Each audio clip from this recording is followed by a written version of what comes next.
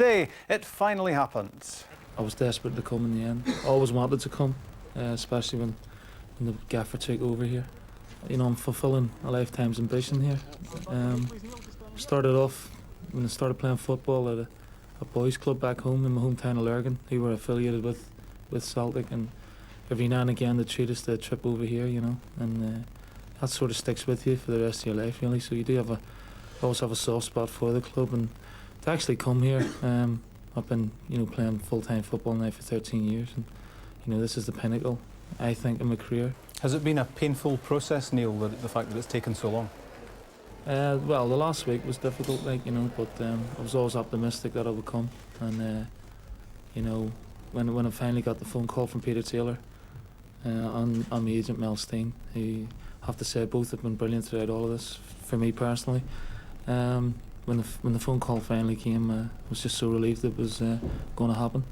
I signed him from Crewe in 1996, and I've bought him again. So he's been absolutely brilliant for Leicester City Football Club, and he was one of the major reasons why there was success at the football club.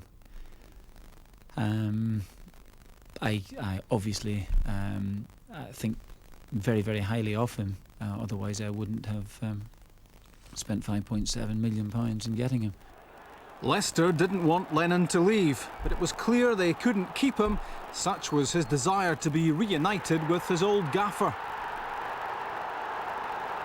He made me the player, you know, I am. Dario Gradi had a lot, you know, but that was in the lower leagues. But Martin obviously gave me the self-belief to go on and play in the Premiership and at international level, and you know, he was absolutely brilliant for me throughout the whole 4.5 years. I had a great relationship with all three of them, you know, Robbo as well, and Steve Walford, you know, and the lads at Leicester will tell you, you know, probably, you know, the best years the club have had.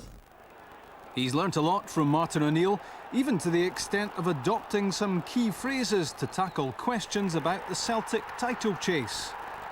There's a long way to go yet. You know, obviously Rangers defeat yesterday, I mean, they'll solely be concentrating on the league now.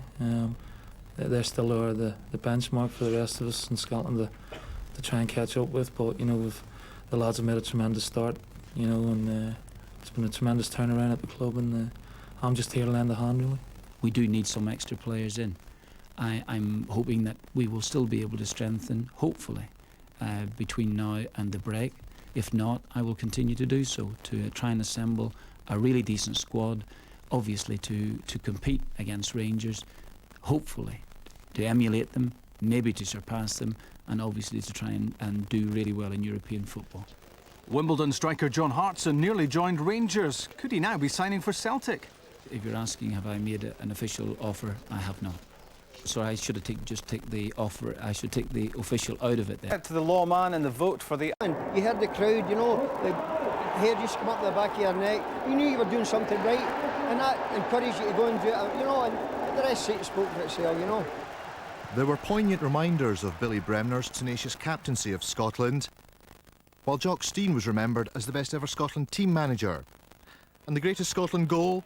Well, who could forget that World Cup in '78? Good play by Gemmell, great play by Gemmell, can he do it? He's done it! Oh, great goal!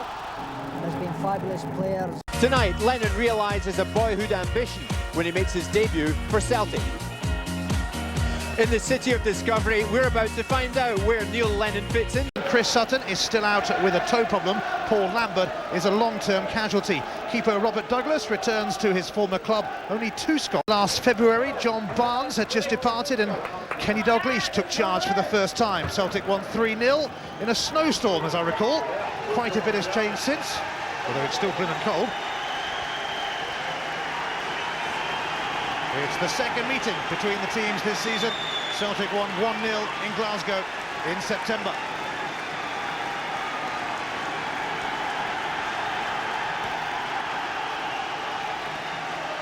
Well, this is a moment that Neil Lennon has dreamt of, playing for his boyhood idols. Dens Park may come as a bit of a culture shock compared to Premiership grounds like he cares. He told us just before kick-off that he couldn't wait to pull on that hoop shirt. Claudio Caniggia flies off to Rome tomorrow, where his past efforts in a glorious career may well be recognised at a FIFA awards ceremony. Before he goes, he must try and beat Robert Douglas back on familiar territory. He only missed 2 games in his 3 years with Dundee. Celtic paid £1.2 million for him in October. The man in charge today, they think their time has come. Celtic will think otherwise. This is a daunting task for Dundee, who haven't beaten any of the teams above them in the Scottish Premier League. They're currently 7th in the table, and they're about to face one of their toughest tests, because the Scottish Premier League leaders are in town. Dundee get us up and running. They sold over 4,000 season tickets this season, a record such as the interest generated by the arrival of the Bonetti brothers. But after a sprightly start to the campaign, they haven't got their act together on too many occasions and could do with a win to edge them closer to the all-important top half of the table. The league, remember, splits in April. Yeah, they've been playing well enough and just haven't been finishing well enough. That really has been the problem. I think this could be a tricky one for Celtic tonight, who I think are going to have to be right on their toes. Dundee murdered St Johnstone last week and only got a draw out of it. And, you know, have a good defensive record here at Dens as well, but they've lost just 7 and 9.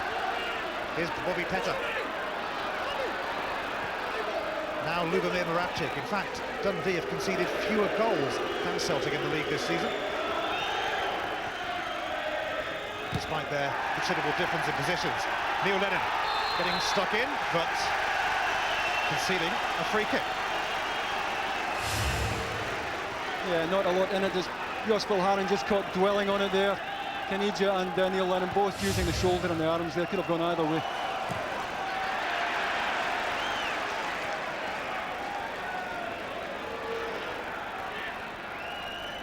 Alan Thompson leaves it for Moravcik. Now Petr. Here is Lennon. Back to Moravcik. Petr available. And Petr's cross will be collected by Robert Douglas's replacement here, the Italian Marco Riccati, who's on loan from Bologna. It's unusual, this fella. He played very well the last time we watched him, but he's prepared to come all the way for anything he's played in the air. And that's a rare sight nowadays. Very few goalkeepers are prepared to do that.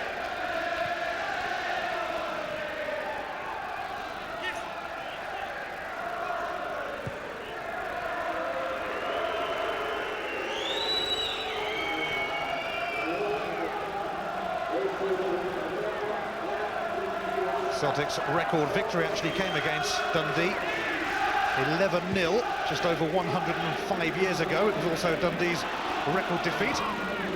Alan Thompson. Neil Lennon. Goes back to Vilharen. Thompson put under pressure, and he's been caught by Sara. Caniggia close by.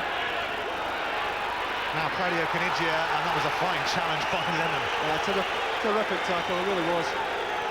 At a key moment as well, then being in a good position there.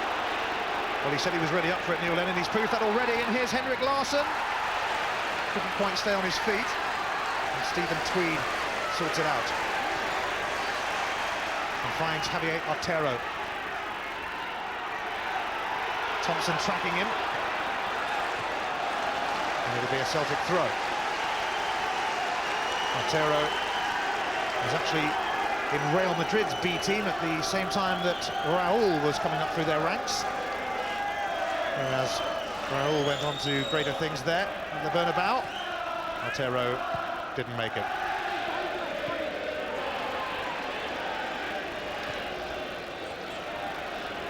Didier Agat to score for Celtic, but he's been a very useful acquisition for them despite that. Larsson lost his way a little bit. Riccati's clearance wasn't very good, in fact. It went straight to Alan Thompson. Petr, first time to Lubomir Moravcik.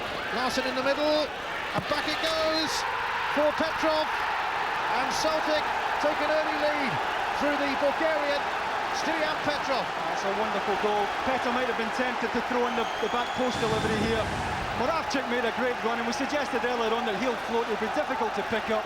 Goes into a dangerous area, has the presence of mind to pull it back, hoping that someone would arrive. Stilian Petrov is in exactly the right place at the right time. Still a bit of work to do, and didn't he do it well? Wonderfully worked goal from Celtic, and exactly the start both Martin O'Neill and Neil Lennon would have wanted. That was something special for Martin and for the Celtic away fans, in fact, because it's Stilian Petrov's 6th of the season, but the previous 5 all came at home.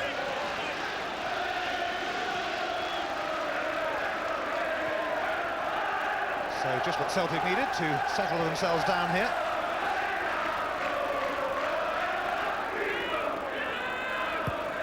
Mialbi will carry straight through to Riccardi. Only the 20th goal Dundee have conceded in the league this season. That puts them level with Celtic in that respect.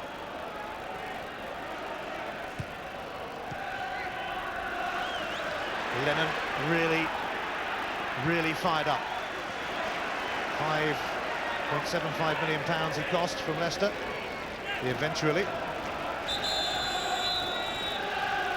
And I think Dundee are going to have to make a very early change here, because Marco Dimarchi seems to have taken a knock and is going to have to be replaced by the Australian Chris Coyne, who was actually on West Ham's books before moving north of the border. But a bit of a blow for Dundee with Dimarchi going off. Yeah, he was out on the pitch when we arrived at the ground, Ian, going through some kind of warm-up. Clearly he's not 100%, and whatever the problem is, he's clearly feeling it again. So Chris Coyne comes on to make a rare appearance, and he gets a chance to impress. Otero did well to find Sara. Mialbi tracking them. Neil Lennon is not giving Dundee a moment's peace at the moment.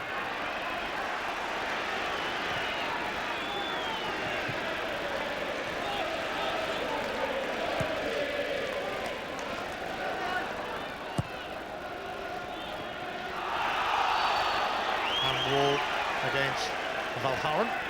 Yeah, good spot by John Underhill there. But you saw even in the goalie that Stilian Petrov and Alan Thompson can now get forward without having to look over the shoulder. They know that Neil Lennon is going to sit in that holding role, protect the back three. I think there have been times recently where the two of them have been afraid to go ahead at times. Moravcik gave it away. Remarkably, that was only the 4th time this season that Dundee have conceded a goal in the first half of a game. That's something to please any of the statos watching. It came very early on.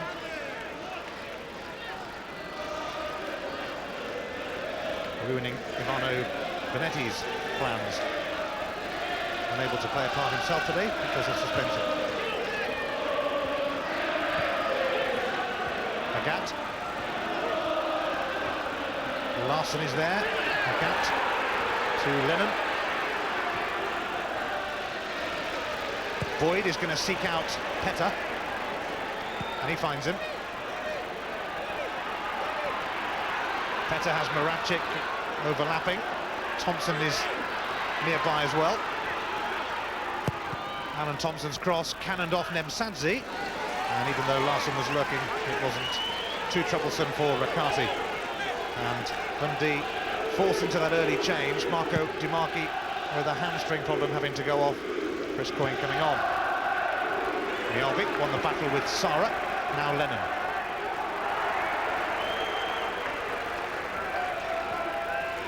Alan Thompson, will it open up again for Celtic here? Plenty of options available. Moravcik and Petter both in the same place, but it was a disappointing delivery that time. Well, not as usual standard. That's not gone back post. But Celtic's movement, even this early in the game, is stretching Dundee all over the place here.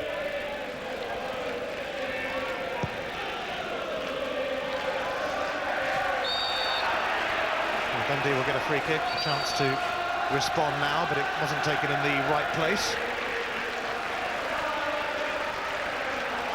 Celtic beaten only once all season in the league, and any of their fans watching won't want me to remind them who that was against. Barry Smith facing his former club. Nigia set it up for Gavin Ray, took a deflection and plucked out of the air by Robert Douglas, who started the season here at Dens Park before his move to Glasgow.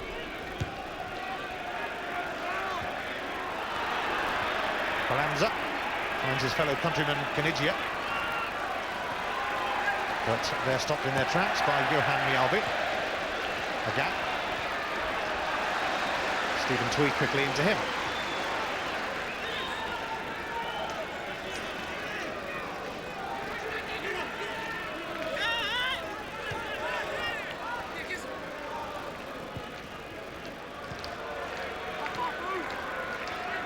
Boyd. Mjalby.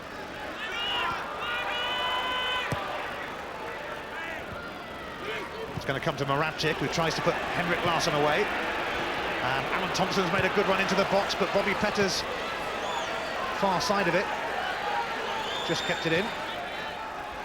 Little flick from Thompson. And between them, Morocco and Tweed conspire to clear. That's come off Carranza. He prefers to have one of his other names on the back of his shirt, Beto.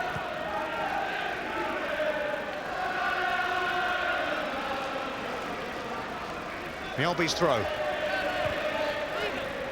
Celtic leading through a Stilian Petrov goal. Martin O'Neill hoping to bring the glory days back. Thompson with a chance to strike it, teed up for him by Moravcik. And he can hit the man of Thompson, as we have seen.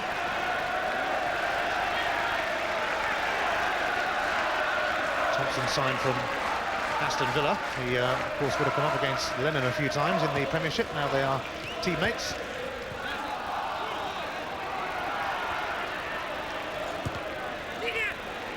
Some fancy footwork from Didier Agat.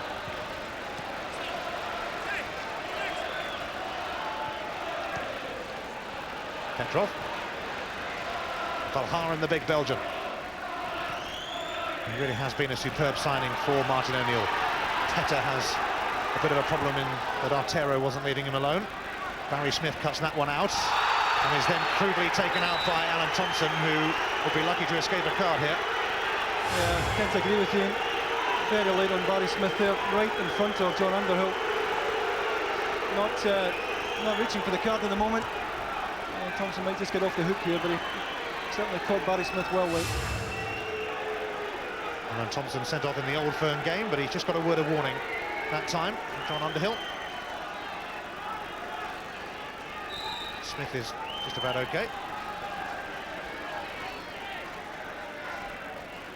Chris Coyne. And towards Sara, but nothing doing for Dundee. Lennon making himself available. He was actually, in his very early days, an apprentice at Motherwell. Tom Boyce got into a spot of bother, but look who's on hand to help him out, Lennon. Celtic will patiently play their way out of trouble. Thompson. Put out by Coyne. Teta. Thompson looking to get on the end of this, but Coyne will. I think we see Celtic having the lion's share of possession, and they really have started briskly here, moving the ball around freely, good movement in all departments. Teta. Moravcik. And there wouldn't have been a flag against Stilian Petrov, but it carried through to the keeper.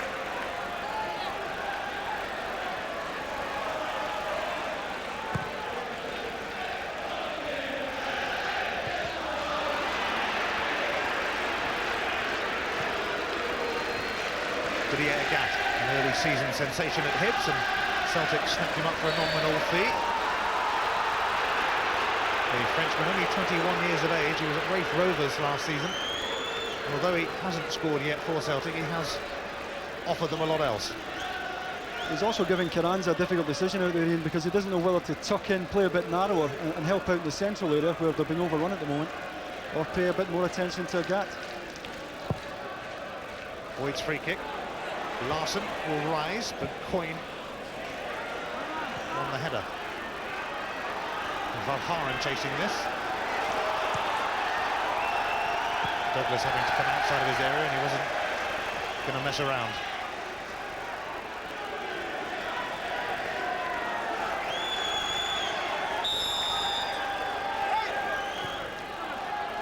Canigia. Artero. And that's a decent cross, and Beto Carranza on the end of it, and it wasn't far away. It's a terrific effort. Difficult one to take here. Has to take it early on the volley, and he did well. It was a controlled volley, just wide of the target. Ball whipped in by Artero, and he stole a yard on Johan Mjällby there to get the shot in. And his only goal was a bit of a long ranger, as I recall, against Hearts.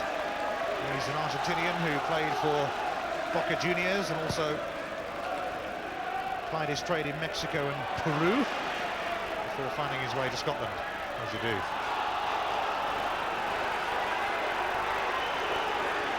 Tom Boyd. Tweed's header. Actually came through to Canigia, and he's put Carranza in here. What a chance. Too many Celtic bodies around, or is there? Sara! And Valharan will be relieved because he couldn't get it away. And it was an excellent block from Petrov. Now there's no foul, there wasn't a flag, but all of a sudden there was. Yeah, I had to think about it.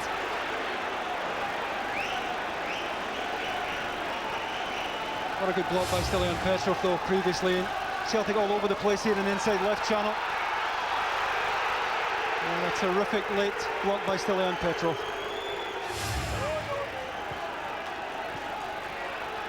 Larson.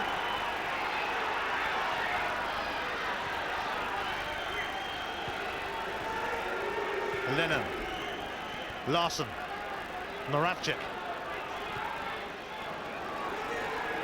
Lennon's going to give it to Agat.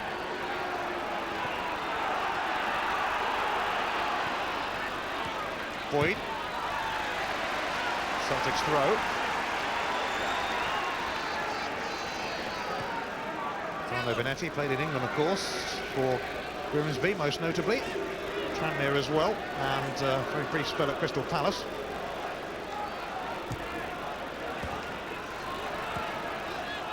Morocco. Cannoned off Larson, and it came off his hand. Henrik Larsson with 23 goals in 24 games this season, although at times he hasn't probably been on top of his game. Sounds a bit strange with a statistic like that in front of goal.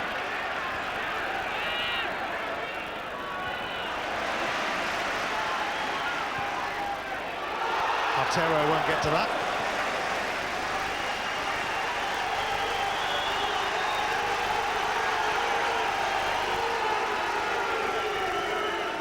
The Dundee fans trying their best to encourage their team, who fell behind to an early goal from Petrov.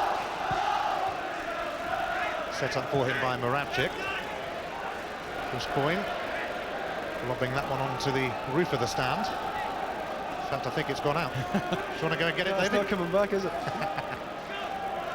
We'll need a new one.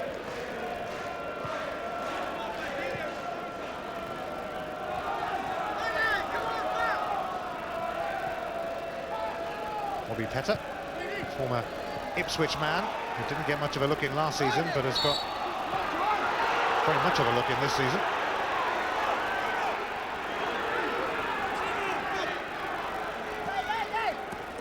Thompson, Moravcik, between them then Sansi and Artero. Wrestle possession back. Lennon though finds Larson.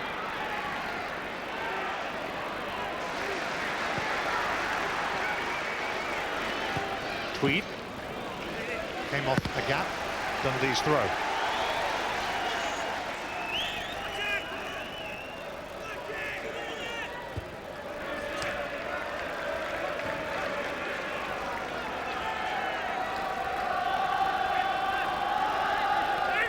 Morocco will take it. Comes to Lennon again. Hit rather hopefully by Boyd.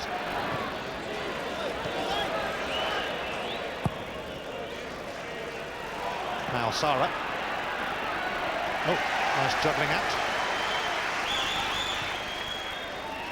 Nemsadze, the captain of Georgia. Gavin Ray, a bit too much on that one though. Yeah, Sarah found a bit of room though, Ian, and continues to do so as this game wears on. Gavin Ray just overcooked the pass there, but he's starting to pick a few holes in Celtic at the back. It's a good mix that Dundee have up front. As I said earlier, very impressed by Sarah. Caniggia probably at a stage now in his career where he's happier dropping off, taking it into feet. I don't think he's going to run away from you these days, but Sarah, a very willing partner. Dundee with just 3 home wins this season against Dunfermline. Well, it's going to be a free kick. A big foul on Neil Lennon. A quick feet there by Neil Lennon. He's made a tidy start to this game. Ball is obviously his prisoner at all times. And he's linked well from back to middle tonight so far.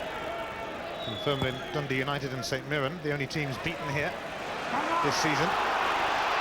Although there's been a lot of draws which have impeded Dundee's progress up the table. Altero to Caniggia. Aaron Thompson had got back. He makes up a lot of ground. Caniggia once scored a goal that knocked Brazil out of a World Cup. Played in 2 finals for Argentina.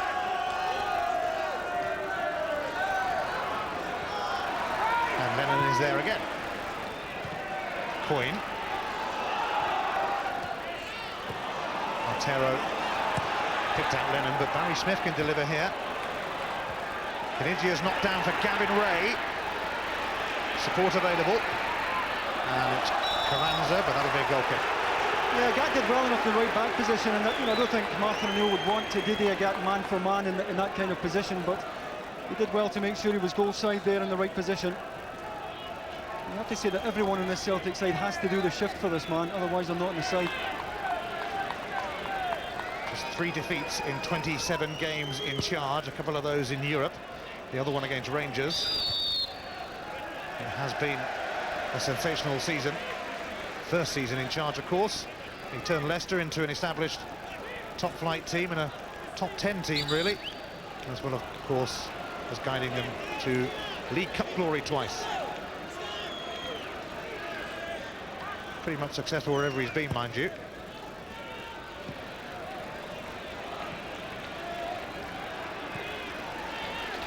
A gap.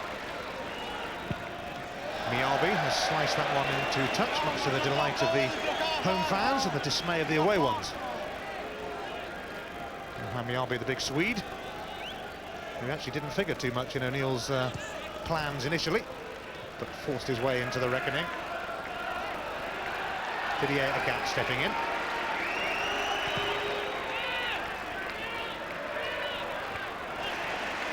Ray won the header. But here's Mialbi. Now Lennon.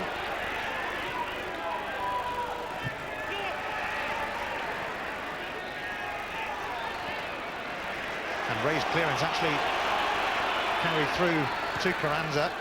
And now Caniggia, but he ran into Alan Thompson. And Beto Carranza will settle for the throw.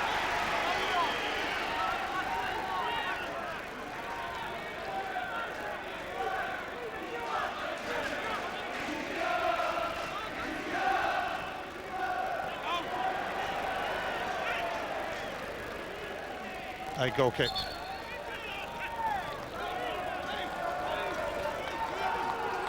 It's Worthington Cup quarter-final week. And the First Division takes on the Premiership. Crystal Palace and Sunderland, 2 informed teams there. That's on Tuesday evening from 7 on Sky Sports 2. And on Wednesday should be a really intriguing tie also at Anfield. Liverpool against Fulham. 7 o'clock Wednesday, Sky Sports 2.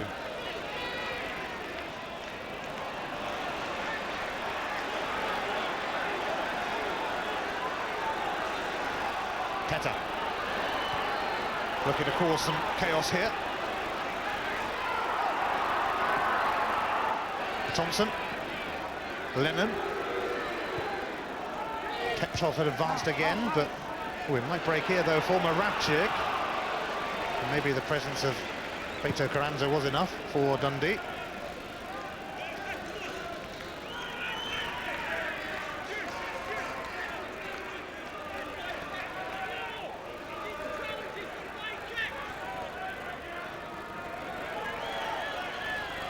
Mialby's throw.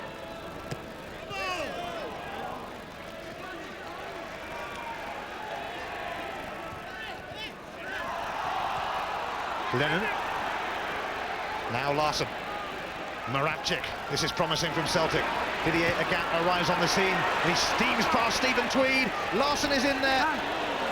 Gavin Ray remained very composed. Terrific pace on the right-hand side from Didier Agat there. Must have given Stephen Tweed 3 or 4 yards there and went past him.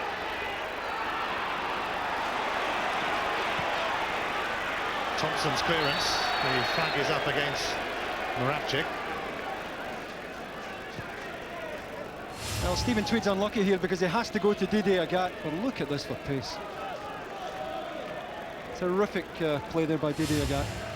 And that's what Celtic have done more of this season, and hit the byline on either side, and it makes life a lot easier for the strikers when they're getting that kind of servicing. Kanigia trying to inspire Dundee. He's got a corner off Valhalla. Yeah, maybe the legs aren't quite what they used to be, but still a very, very talented player. And again, I think he's the type of player that you don't really want to get too close to, otherwise he'll spin you, and that's exactly what he did there to break on the right-hand side.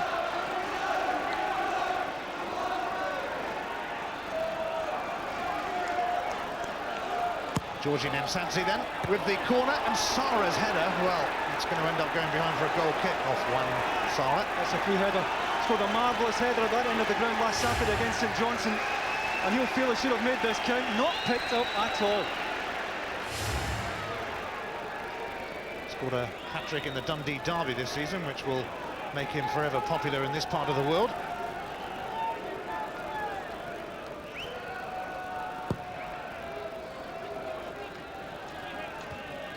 Petrov knocked it on, so did Moravcik to Agat.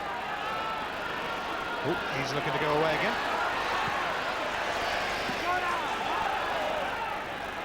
Lennon.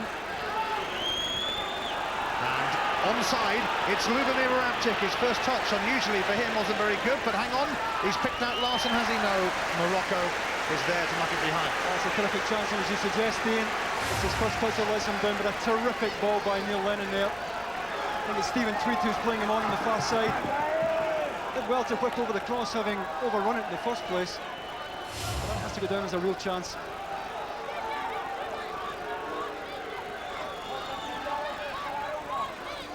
Celtic's first corner. Petter and Moravcik stand over it.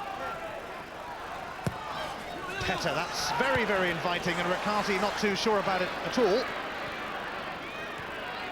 Thompson.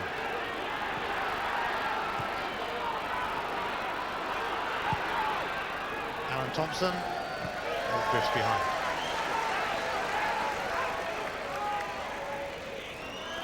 Just the one goal in it so far at Dens Park, scored by the Bulgarian international Stilian Petrov. Yeah, a terrific goal it was as well. Just lost Moravcik for a moment, made a good run. Petter played him in with the first-time ball. Not convinced Moravcik has time to look up here. I think he's just cutting it back, hoping there's a midfield player in support, and Stilian Petrov provided that. A well-worked goal.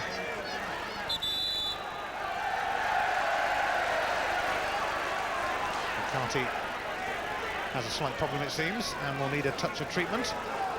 He's on loan for the rest of the season from Bologna. They've actually sent over one of their goalkeeping coaches to work with them here as well, just adding to the Italian connection at Dens Park. Might have been the punch here. Is it full stretch here as he gets both fists on this? Don't see any contact, I have to say.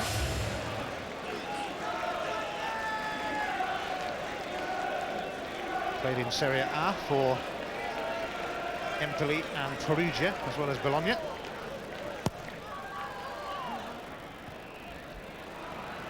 Kevin Ray found that difficult to contend with. But that was neat from Morocco, and that wasn't bad either. For Claudio Canigia, Douglas has committed himself! But the angle was acute, and it was knocked behind by The movement from Tunisia is first class here because the angle of the run keeps him onside. The ball's played there. I think it's Mialvi on the far side who's playing him on. The angle and the timing was perfect. The ball was on target and Bilharin did well. Well, Dundee whipped the corner in quickly, but nothing came of it. Moravcik to Larson.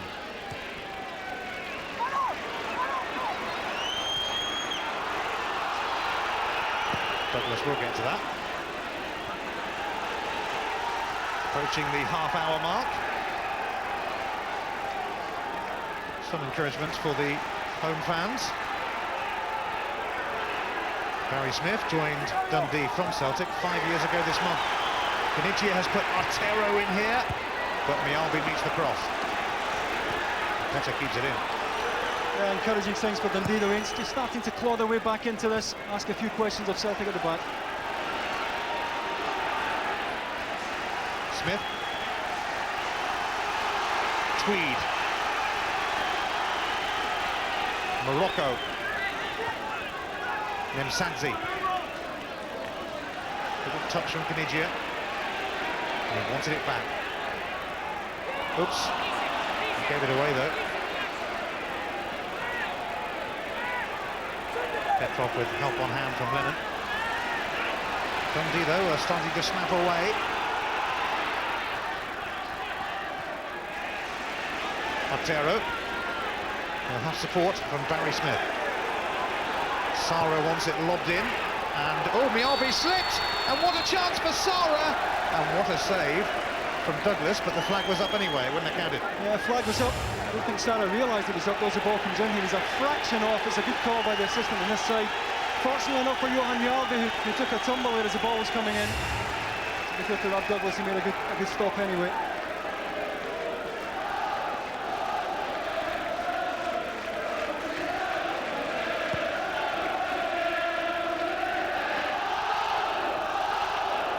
Alan Thompson. This one is for Bobby Petr. Cut out though by Nemsadze.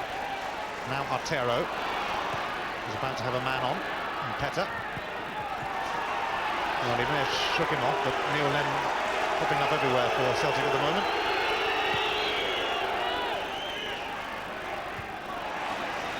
Kenichia. Nemsadze. Blocked by Lennon, who's everywhere.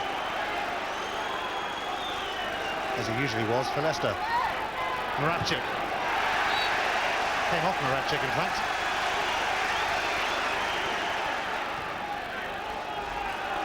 Nemsadze. Looking for Beto Carranza. And oh, the flag goes up again against Juan Sara, who's put it wide, but the flag was up. Yeah, I thought at first he might have been offside when the first ball was played in, but certainly when the second one gets the second one here, the knockdown is well off.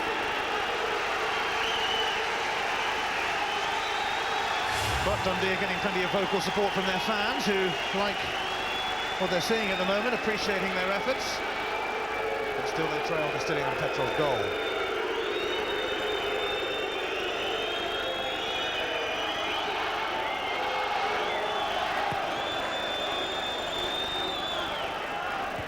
Tweed always the favourite to win that, even though Henrik Larsson is very good in the air.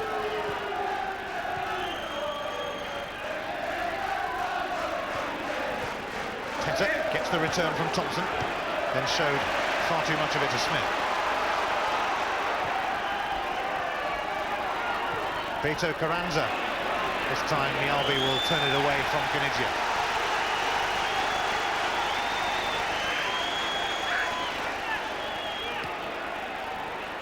Dundee sensing that it is going to happen for them. It might happen soon. Just bobbled away from Sara.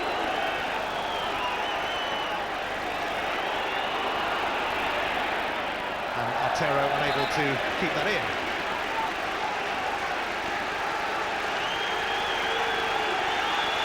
Artero had a loan spell here last season, and the move was made permanent.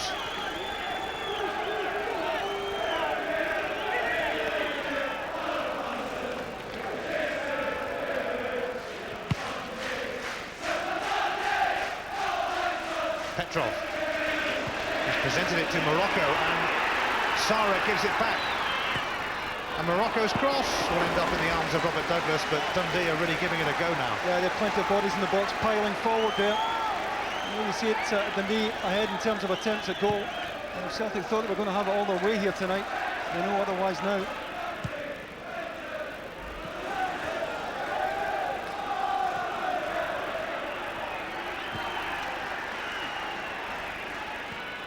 Gavin Ray back to Chris Coyne. Stephen Tweed.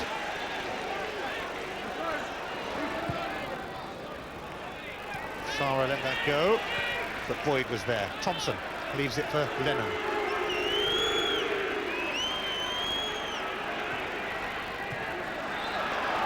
Free kick given in favour of Dundee against Moravcik. Kinigia. Dundee having a good spell, but they will want to reap some reward from it. That was poor though from Beto Carranza. Agat. Mialbi. Lennon. Thompson to Petter.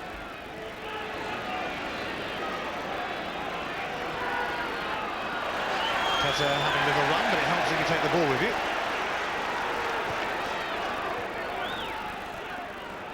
Sarra.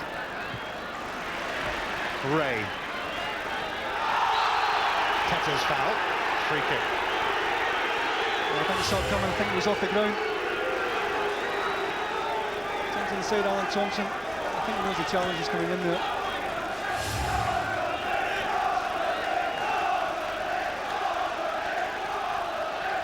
Georgi Nemsadze.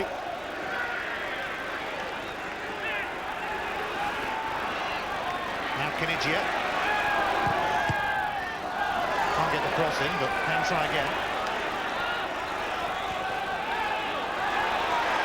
That was wonderful from Kinigia. Smith centre, came awkwardly off Mialbi and straight back to Barry Smith. And Mialbi meets it once again, and now it's a corner. Well, you have to hand it to Dundee into the way they've responded and managed to get back into this game.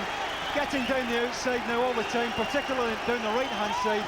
Wasn't the best ball in by Barry Smith first time. The second one asked more of a question of the Celtic rearguard. Mialbi did well to clear, but Celtic really on the back foot now. Nemsadze delivers, and it was Chris Coyne who got on the end of it. The Australia making a fleeting appearance for Dundee. Oh, he's going to do well to beat Rob Douglas from, what, nearly 18 yards. He was at West Ham. He only played one game for them. It was as a substitute against Leeds. I think that was the game when Leeds won 5-1 and West Ham had half their team sent off, so it must have been a tricky one to come into.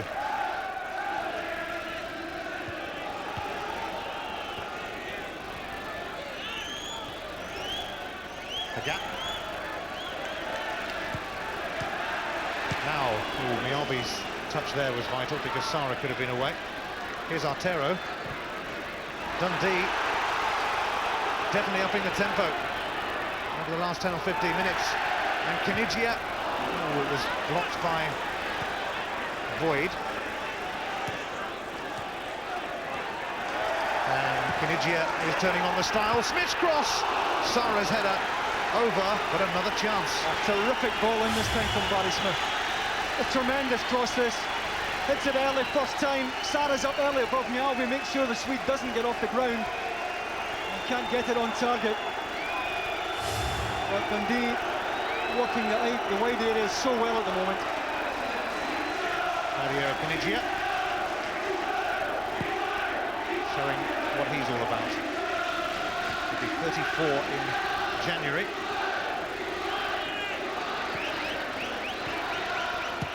Lennon offside against Henrik Larsson. That was tight. That was very tight. As it's played. Half a yard. Here they go again, Dundee, and it's Ray. And it opens up for Gavin Ray. Flashes wide. It's just not happening for them, but they're giving it their all. Yeah, that's when he does his best work, Gavin Ray. Getting forward into the opposition penalty area. Good assertive run there, gets away from Bulharin, And again, he'll probably feel he should be hitting the target, having done the spade work. He wasn't able to make it count.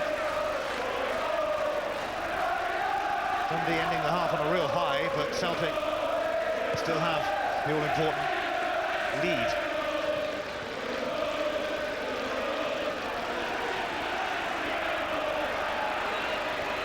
Vega.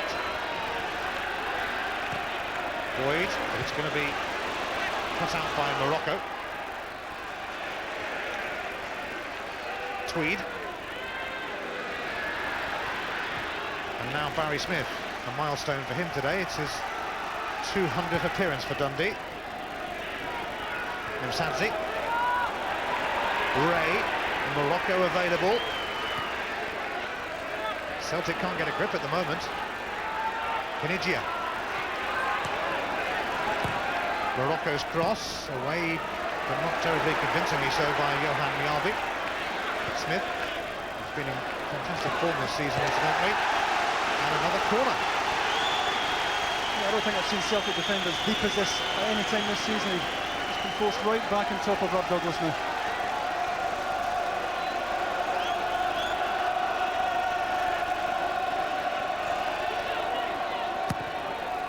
Msadzi delivers. Stephen Tweed trying to get on the end of it, but another big man, Mjalby, was there too. And it's collected by Douglas, who wastes no time in hoisting it skywards.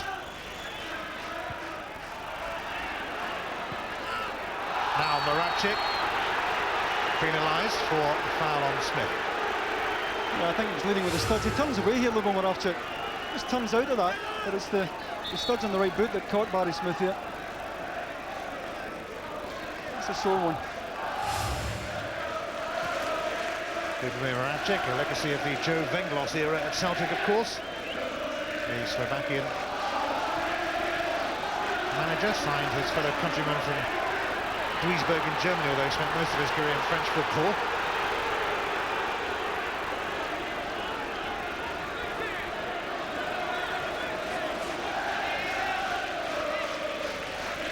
Mjalby's throw aimed towards his fellow countryman Larson. Carty didn't keep that in. It's going to be a corner to Celtic. Cheap one to give away. Johan Mjalby moves menacingly into the box. He won't be the only big body in there. Valharan up as well. Celtic with 2 against 1 here at the corner. Well, Otero coming out now.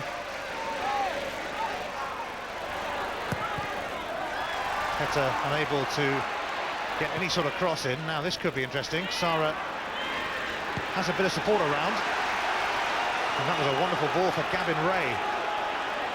Petrov has done superbly to get back there. Did well. He's come 60, 70 yards to make that challenge in. Terrific tracking back there. He's starting to look the player we all thought he was. Struggled initially in his Celtic career. And Msadzi's cross. Away by Valharan. But Dundee keeping the pressure on. Well, with someone of Sara's aerial ability, and if Dundee keep getting that kind of delivery into the box, you feel he'll get on the end of one eventually.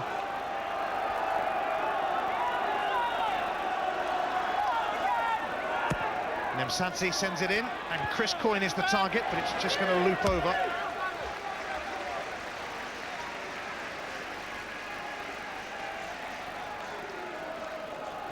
Couple of minutes of the first half remaining, and it's been far from plain sailing for Martin O'Neill's Celtic. He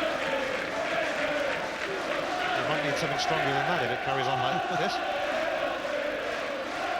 John Robertson there with him.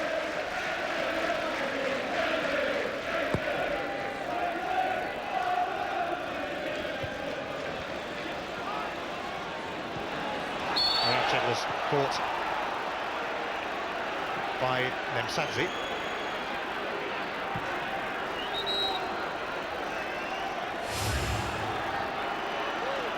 Yeah, again, it's right in front of John Underhill there.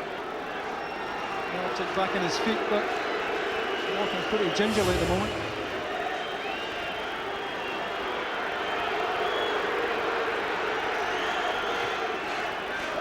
Neil Lennon. Petter.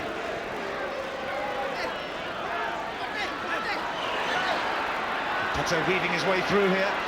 But Barry Smith determined not to let him pass.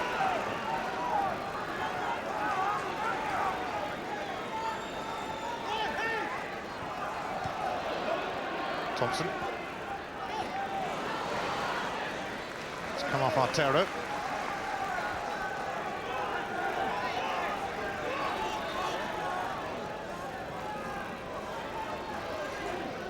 Valharan will come across to take this throw, which would suggest a bit of a long one. Valharan gets reasonable distance on that, but Dundee not troubled by it at all. Msanzi. Oh, and it came through to Sara. Dundee sweeping forward again. There'll be 1 minute of added on time, and Javier Artero. There's a bit of a race on to get there, and although he got there, Bobby Petter said thanks, I'll take over.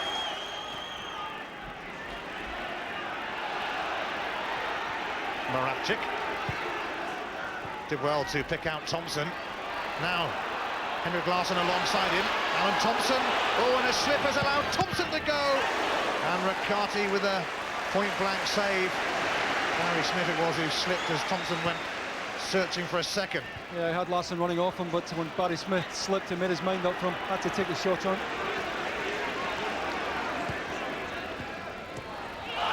Oh, that was a very firm challenge, shall we say, but a fair one by Petrov. Just introduced himself to Kinigia there. Gavin Ray. Seconds remaining in this first half. In fact, no seconds remaining.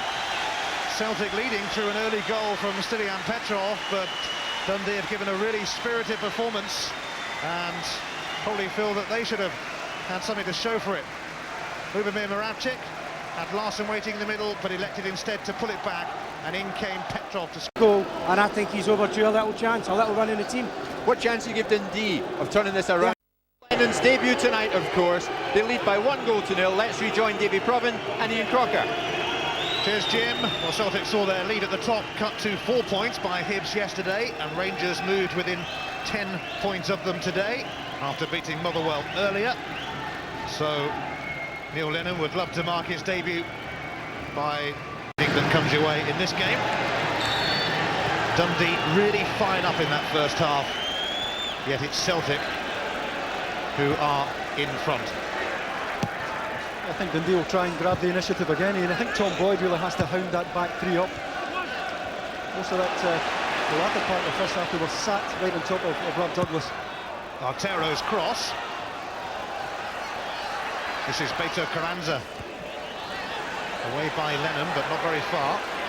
Ray gives it to Morocco. Beto Carranza. It's still bobbling around there, and Sara goes to ground as Valharan clears.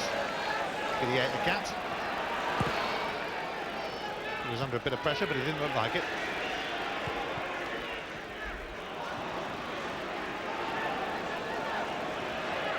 Beto Carranza.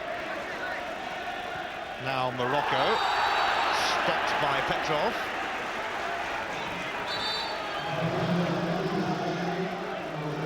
Msanzi.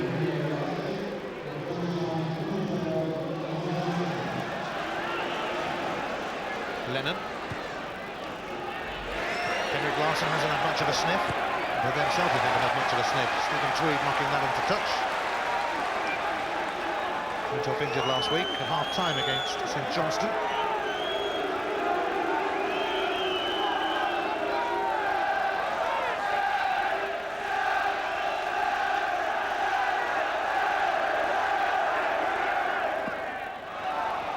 Away by Tweed, although actually a ricochet back off Petrov. Oh, a corner's been given.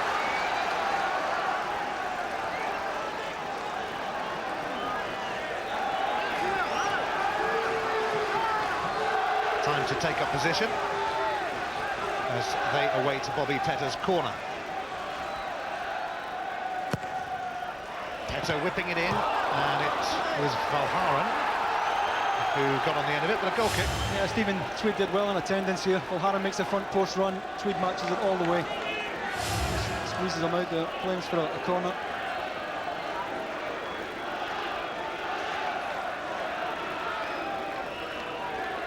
Might have been a decent claim, but it's a goal kick, and Rakati seeks out Sara. Doesn't get anywhere near him, in fact.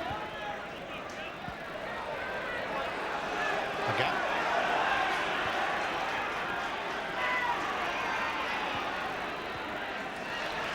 Ray, Nemsadze, Alan Thompson charges in. Agat taking on Nemsadze, but Morocco prevents him going any further.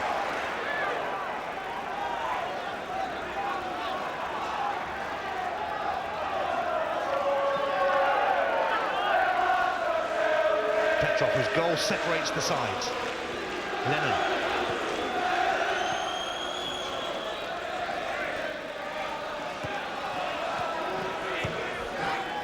Lennon finding Thompson. Agat. Oh, he's got it in. Nick went in at a fair pace as well. He's a super bowler. Valharan.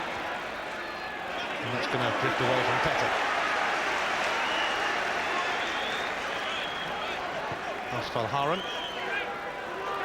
There was a sign from the Dutch Cup winners Roda for £3.8 million after impressing Martin O'Neill in Euro 2000. He certainly proved to be a worthy investment. Beto Carranza, a foul by Agat. Yeah, it's clearly taken late by Agat, but you know, once again it's an example of how the two Celtic white players do their shift. Agat in there in the central midfield area, doing his bit. Now Smith has put Artero in here, and it's just going to drift behind. But once again, Dundee creating chances. Yeah, just got away from Peta on the far side there. The ball not quite good enough, but Dundee have managed to hit the byline, particularly on the right-hand side. There's regularity tonight. Artero wants of Real Madrid. From the Bernabeu to Dens Park. It's been some football journey for him. Here's Ray.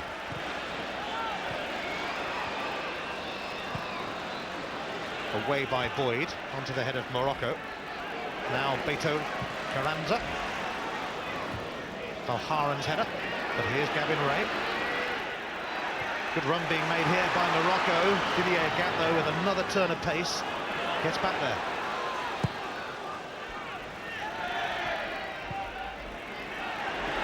Henry Larson might just get to this. Credit to Chris Coyne, who put the crossing.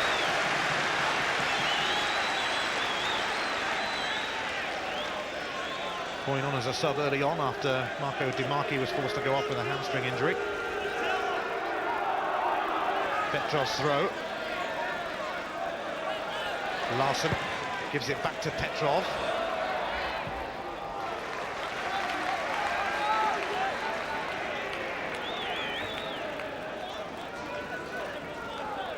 Martin O'Neill won the English title as a player at Nottingham Forest, hoping to win the Scottish title as a manager. Took his backroom team from Leicester with him. He saw Stevie Walford there and John Robertson, of course. Although they'll never lose touch with what they achieved there, and were desperate earlier on to find out how Leicester were faring at Coventry in the build-up to this one. Lennon.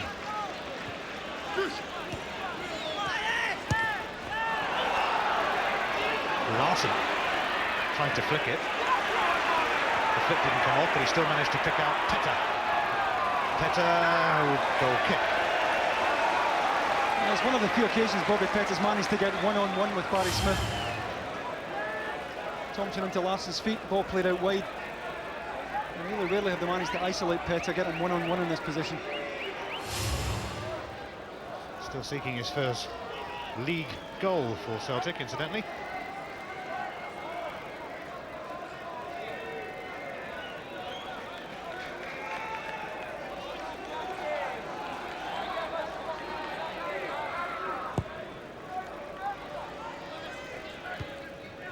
Santi's header, straight up in the air.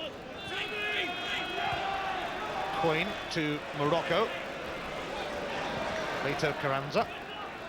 Always being hassled and harried by Petrov, but he hung in there. And now Gavin Ray takes over. Morocco. Away by Boyd.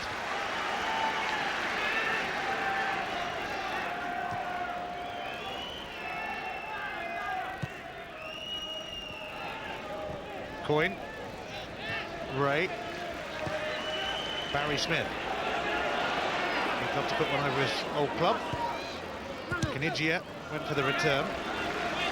Van Halen was in the way.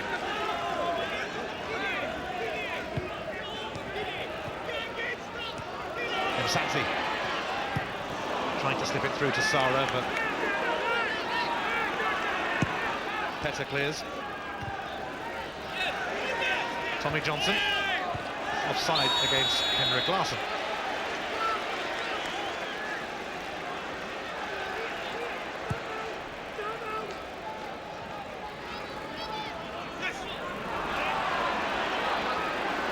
Thompson.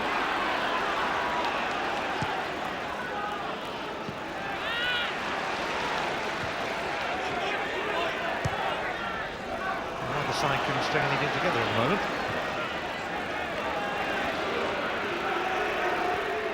Didier Agat. He's going to string something together here by the look of it, but it just drifted away from Tommy Johnson. He's unlucky. Good direct run there by Agat. Just a bit too much on the pass there. Good run by Tom Johnson as well, inside right channel. Just that's a bit too much of him. Gavin Ray barges his way past Lennon, but here is Celtic's new man.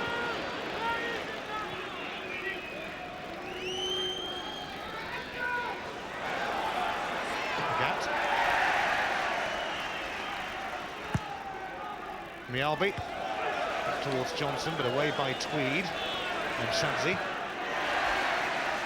Nicely done. And now Beto Carranza, and up it goes for Kanigia. He looks for Sara. Oh, it's an own goal! It's an own goal from Tom Boyd, and Dundee are level. Yeah, I don't think Jos Valhaeren has a choice here. He has to go to Kanigia, who managed to lose Johan Mialbi there as he broke in the left. Good ball in behind there. Valhaeren, who's on Sara, has to go right across to Kanigia. Good early ball in. Tom Boyd in trying to clear, trying to defend his front post. Well, leaves Robert Douglas without a hope there. And although it's certainly a fortuitous equaliser, it's really no more than Dundee have deserved. They've put every ounce into this game tonight. So far with nothing to show for it. And Ivano Bonetti will feel there's a bit of justice in that. An OG for Boyd and reward for Dundee at last, even if it wasn't in the main of their own making.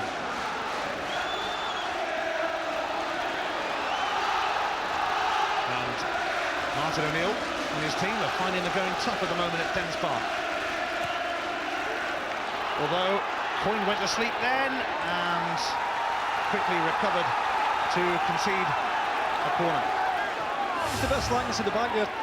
Tommy Johnson alert as usual, trying to get onto the end of the slack pass. I just wonder if that Dundee goal will kick-start Celtic again. They've been very, very slack. Started well, took the lead, and then really switched off from there on. It's Bobby Petter's corner, actually retrieved by Agat. And Thompson. Dundee putting a wall up there, and on the break now with Beto Carranza offside against Sara. Well, it's needless because he's looking across here and he's in the wide position. There's Neil Lennon who's Celtic's last defender there. But he should be timing his run better. You can see Neil Lennon, you can see the last defender. Well, it's very tight. Difficult to call from that angle.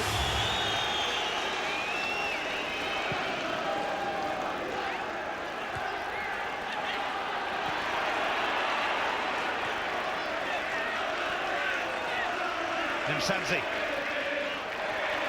Dundee really believing in themselves at Dens Park tonight. Morocco. Ray. Beto Carranza, but Mialbi will steer that one back to Douglas. Huge kick, which Larson can't bring under control, and nor can Barry Smith. A comedy of errors there, almost.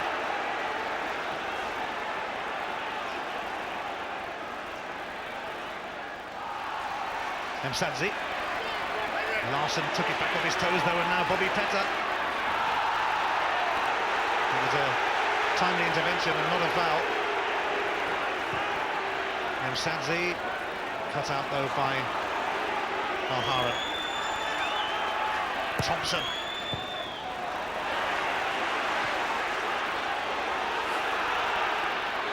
Didier Gat.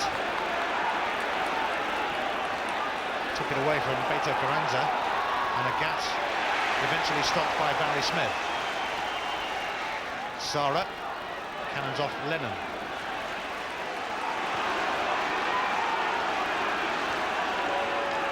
Boyd. Away by Coyne. Here's Morocco.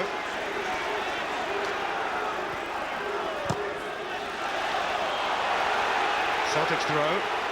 Stylian Petros' persistence ensuring that.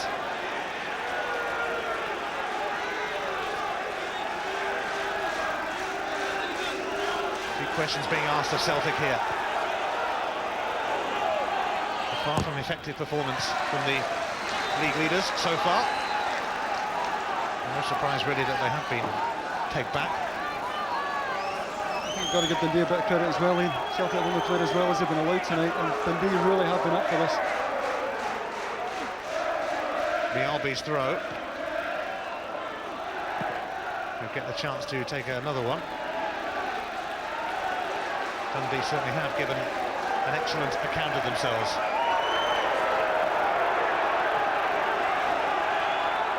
Mialbi's long un. And, well, that kind of sums up Henrik Larsson's night.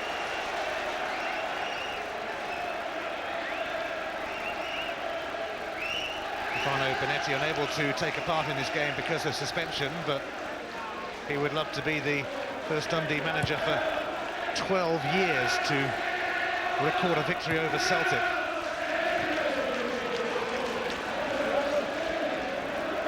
Smith on by Ray. Lennon's header. Knigia, dainty touch. Beto Carranza to Sara, and now Ray, and he looks for Claudio Knigia. It's very acute, too acute, side netting. Terrific movement again from Knigia. He just ran out of angle here at the end. Great break by Dundee. The pass to Ray could have been better. He in turn has to play Knigia, and Valharan trying to get round the back there. It was always going to be difficult from that angle. Valharan did well, so did Rob Douglas to force him wide. Again, it's the timing, the intelligence of the movement though from Knigia which caused the problem. Lennon. Oh, he's been caught out now by Artero, but Sara couldn't keep it in. Neil Lennon, former Motherwell apprentice in Scotland, then he tried out Manchester City, only played once in their first team, went to Crewe, which is never a bad place to go, and then Leicester, and now the team he always wanted to play for, Celtic. Stylian Petrov, Agat, Beto Carranza tracking back.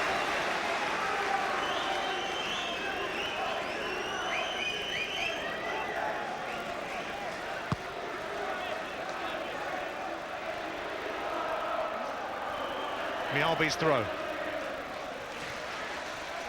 Away by Tweed. Larsson still lurking though. Celtic are, I can tell you, considering bringing on Jackie McNamara shortly. Mialbi. Aim towards Larsson. Oh, another throw in now. I can't quite dig it out. Beto Carranza seeing the funny side of it all. And Didier Gat, well, it's a goal kick. So Jackie McNamara due to make another appearance shortly. And Bobby Petter, I believe, will be the man to go off. But not just yet. Little does he know it now, that his game will be over soon.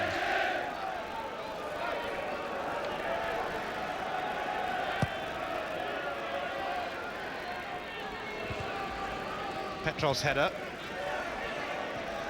Oh, Boyd, another mistake was given Mimsati a chance to charge. There's a real chance here, and Zaza just showed too much of it to Josval Haran. But once again, Dundee had plenty of dark blue jerseys forward.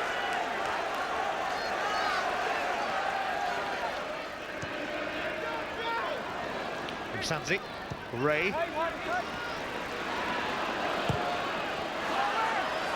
Away by Mialbi, but only as far as Beto Carranza. Took a deflection and fell into the path of Claudio Kinnigia. He has to take the long way around here, but he shook off a gap, but then Tom Boyd came across.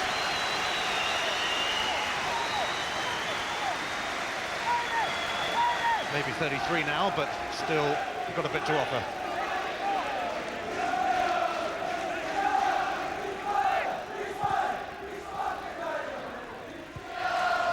Morocco. This is Ray. Oops.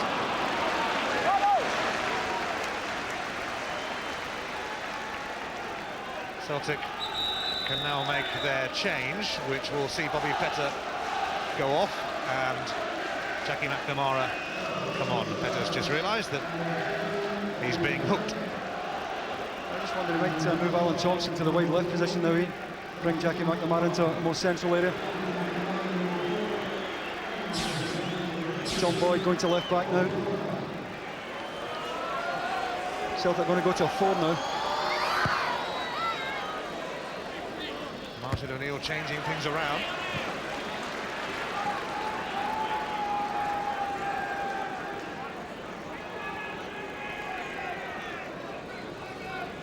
Boyd's throw.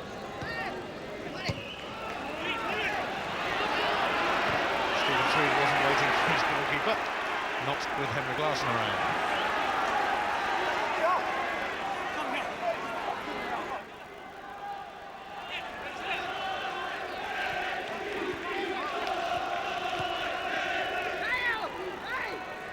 Thompson will get the throw, which will be taken by Boyd.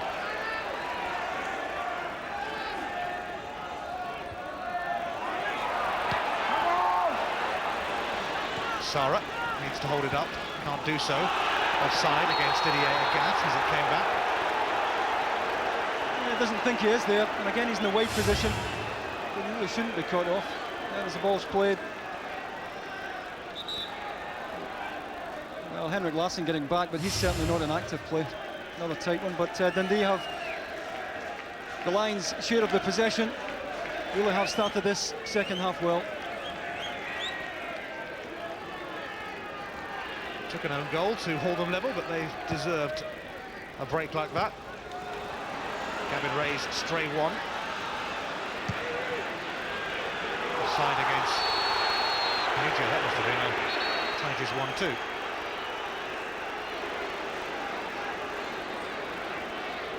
Big week of Worthington Cup action this week. It's the quarter-final stage, and two cracking ties for you. Two informed teams there. Crystal Palace against Sunderland.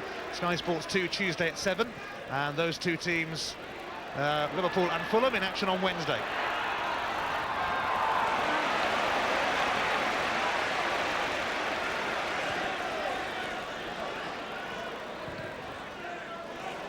Mialbi.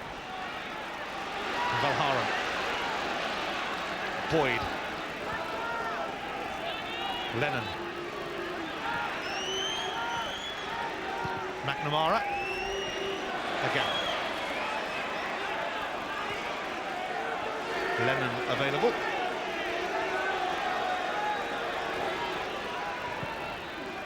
McNamara and Henrik Larsson are able to find his touch.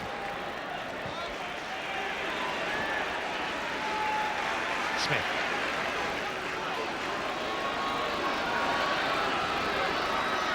Caniggia. He's in the mood again, Caniggia. And Beto Carranza, well, that was wasted, really. Yeah, he didn't fancy taking the cross on his left side.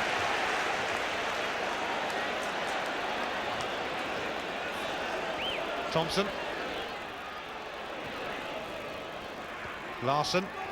Tommy Johnson and Larsson together. Didier Agat arrives too. Agat taking on Morocco. Ooh. That was pretty woeful. Boyd, that's better, except that there's no one in there. Yeah, there wasn't a bad ball in. No one at the back post. I think Alan Thompson has made a difference already, and I think he's a better player playing one in, but since he's gone out to playing the wide left there of a midfield four, he's imposed himself on Artero. Artero had pushed Bobby Petr right back, all the way into the left back position beside his back three, and Thompson is starting to drag Artero the other way.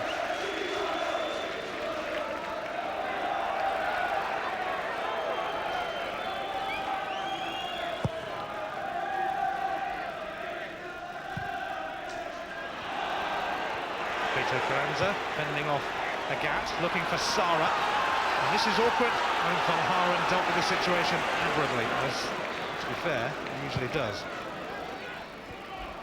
Even if it hasn't been one of his better games today. Johnson for Larsson. Thompson. Dundee getting plenty of bodies back, but Thompson's cross, well, that's another poor centre. Yeah, not like him at all. It was a poor delivery. Johnson and Larsson have both made good runs. Well, they managed to get him free on the left-hand side.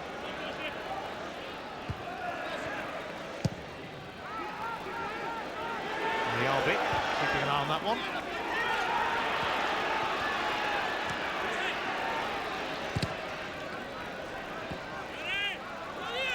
Celtic's throw. Dundee are going to make a change, but not yet.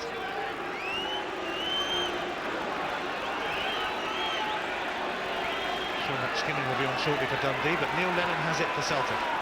McNamara.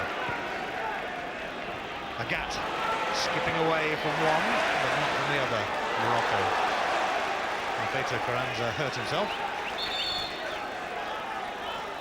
Now the change can be made, and Javier Artero is going to make way for the arrival of Sean McSkinning, who's been on the fringe of things really this season after all the new arrivals at the club, but his second spell with Dundee guaranteed to give his all.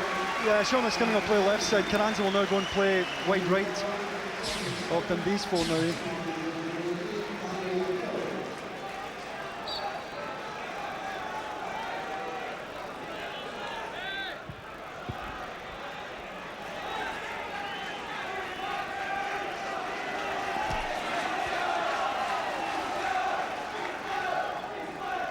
What the Dundee fans would give to beat Celtic here.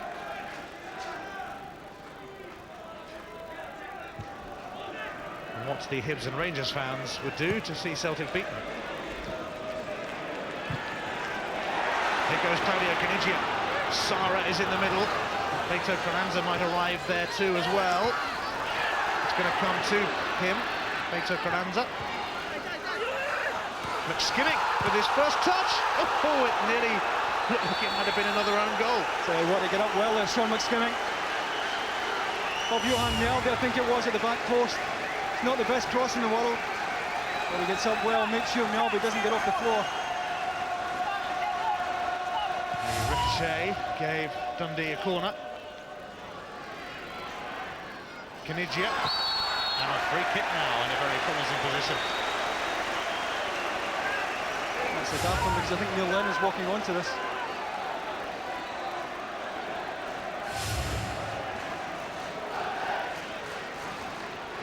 There's a few on this Dundee side that might fancy this. Certainly Nimzadze is capable. It's Carranza, I think, who's looking most likely at the moment. Beto Carranza, and Caniggia's header! Well saved by Robert Douglas. Yeah, just didn't get enough on it, not enough pace really to trouble Robert Douglas, who I think always had that covered. Doesn't really have to move his feet, Rob Douglas, it's within his reach. Mario Canigia with 5 goals in his 8 games for Dundee so far. Chucky McNamara.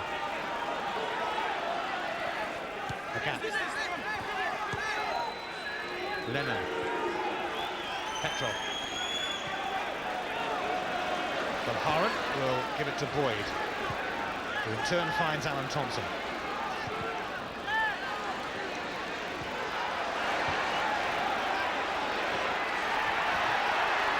Boyd eventually comes out with it. Now Thompson. Will it be a better delivery this time? If he gets that far. Thompson, he does get that far, but it was cut out by Coyne.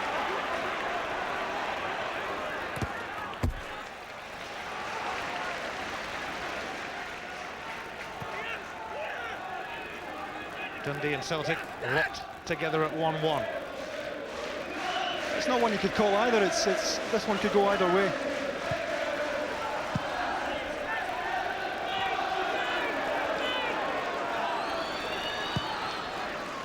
Dundee held Rangers here this season. They would see another draw against the Old Firm as a significant result, but might feel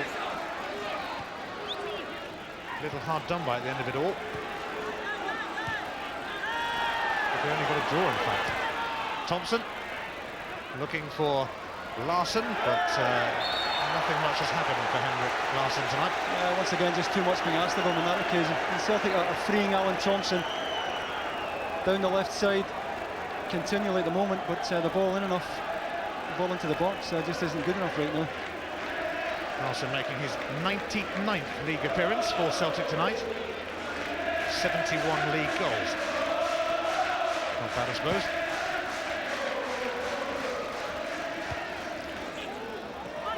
Here is Henrik. It might happen for him here. And Larsson has found Didier Agat, but it's blocked by Morocco for a corner.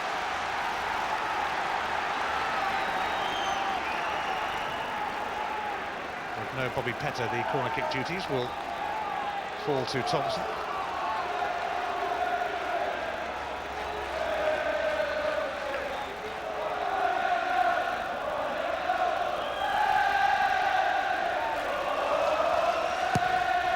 Thompson's corner, but Stephen Tweed, the tallest man there, and it showed.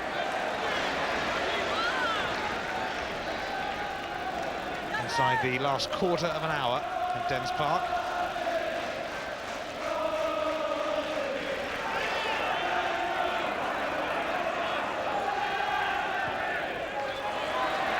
Lennon.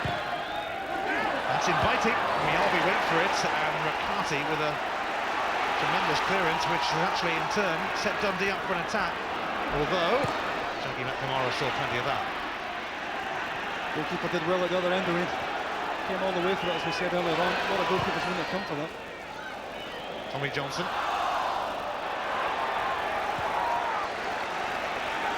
Skimming. Ooh, Tweed hurriedly gave it away to Agat. Johnson.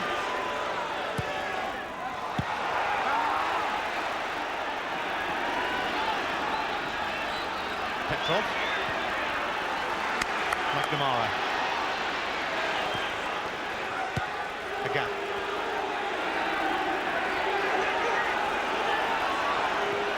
It's been hard work this for Celtic. Chris Coyne clears.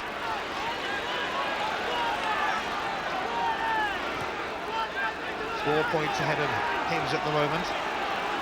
10 clear of Rangers. Those two teams would love to see Celtic slip up here.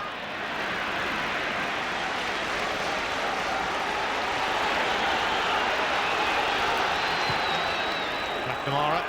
Ooh, Larsson's flick has put Tommy Johnson in nearly, but his touch wasn't quite as good as Larsson's. Yeah, I think Barry Smith might have been round the back anyway.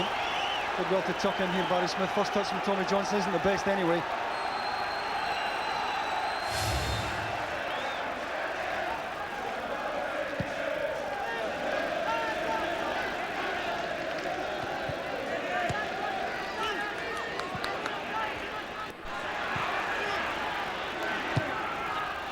Smith up towards Sara.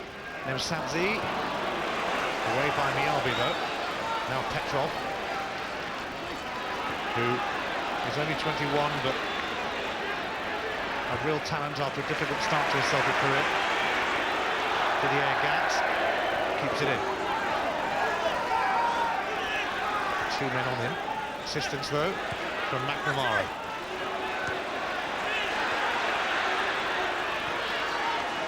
Lenny. Patient approach from Celtic. Petrov. Agat. He doesn't look in a patient mood now though. But it's far too casual. And Valharam blocked Kanigia. In fact, nothing's been given there. I find that hard to believe. I thought Valharam was looking at a booking there. I don't know why he'd want to pull up otherwise. Tommy Johnson has dribbled that one across the face of the box, but I can't quite work out how it wasn't a free kick for Dundee. Usual Tommy Johnson prepared to chase it into the corner, but I don't think he's going to beat Riccardi from that angle.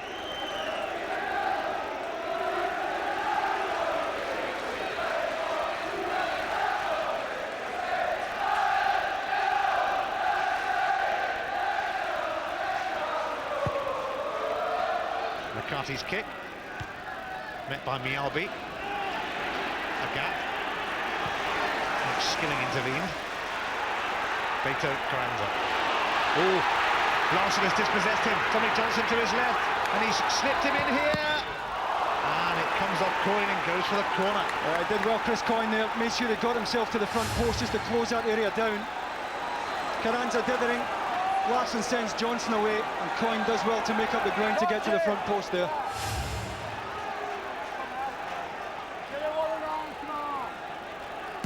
Alan Thompson's corner. Agat with the header. Away by Nemsadze. Celtic fans behind that goal with a rather forlorn and hopeful handball cry, but I think Martin O'Neill thought it might have been as well, but there wasn't any protest from the players.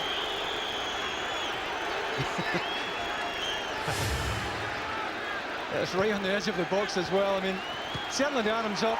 Difficult to tell from that angle whether it's arm or shoulder. It looks like the top of the arm from here. Beto Carranza, as we're watching that, was floored by Tom Boyd.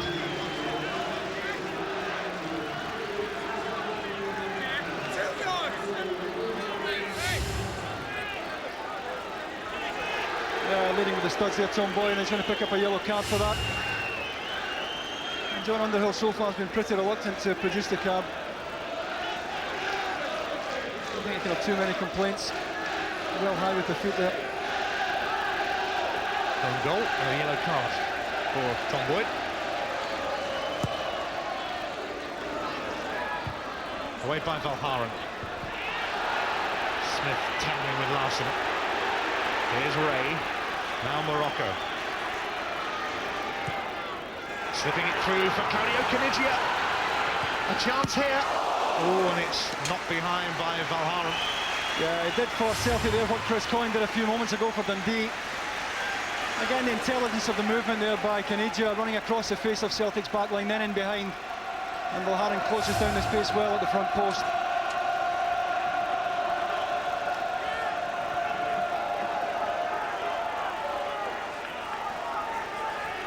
So Nemsadze's corner for Dundee, but Robert Douglas says, I'm having that one, and immediately launches it up for Tommy Johnson. There's the flick on. Larson loitering, but was well covered by Barry Smith, or by Ray rather. Douglas coming, and this is very, very awkward for Celtic.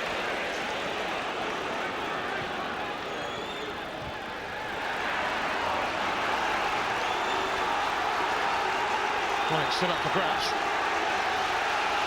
If anyone's going to win it, who is it going to be? Difficult to work out.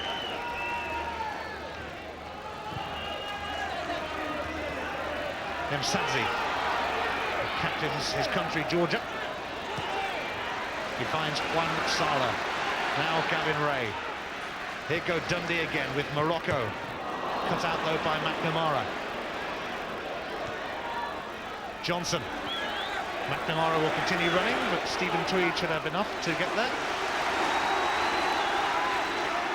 Joined from Stoke City 2 years ago this month.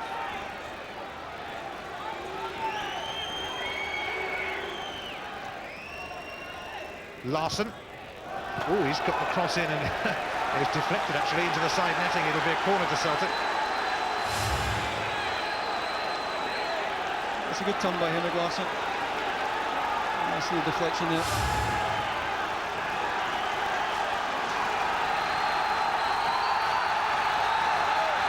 Celtic fans behind that goal are on their feet. They want to see a goal as Thompson sends it in, but another good punch from Riccardi. And not only that, he's released Beto Carranza. 3 against 3 at the moment, but that was a bit of a shocker.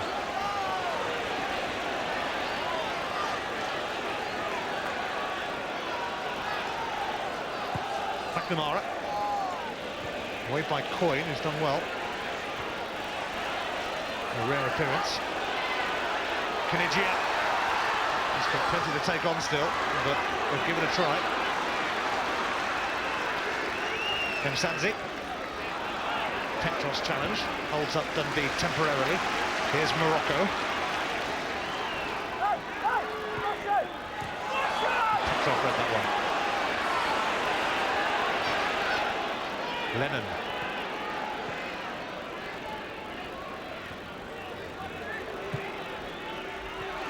Didier Ega. And that's skimming, not letting him go any further.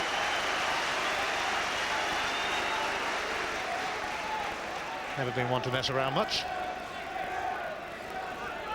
Petrov. Mialbi.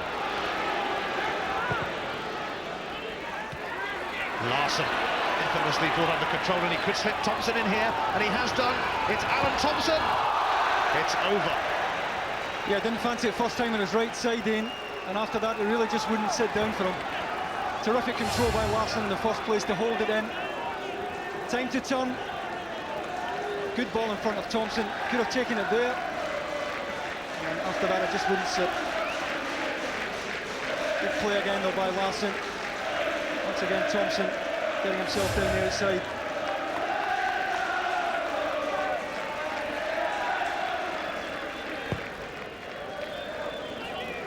Inside the final 5 minutes at Dens Park. Are we set for a thrilling finale?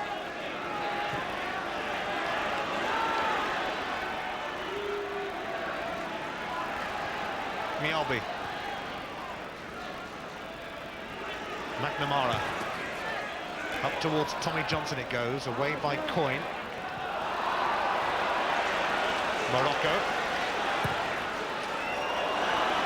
Here's Sara. He's on his own at the moment, but others are arriving on the scene, including McSkimming. Oh, lovely back heel from Sara. Let's put McSkimming in. Kinigia's in there, but it's veered away from him. A terrific ball in. 2 years ago, Kinigia might have got himself on the end of that. He just couldn't make up the ground there between Tom Boyd and Jos Valhaeren.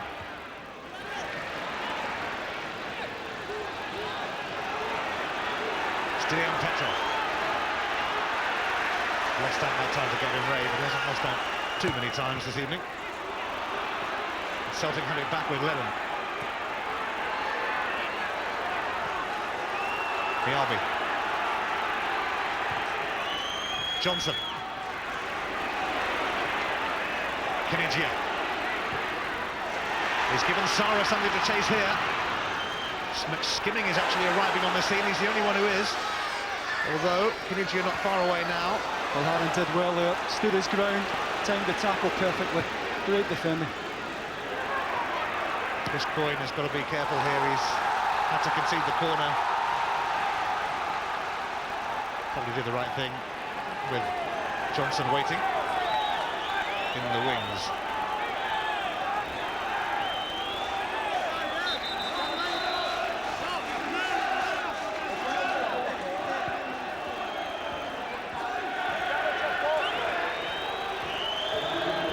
before the corner is taken. Dundee are going to make a change. Beto Carranza is limping a little bit actually, is coming off.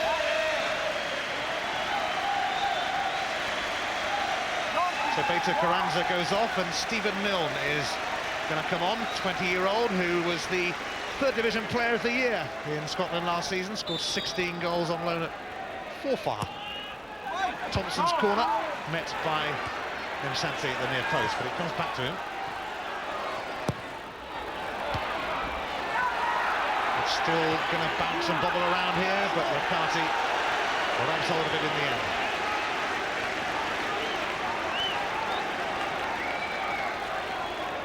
So Stephen Milne is on, scored his first goal for Dundee against St Mirren recently in a 5-0 win.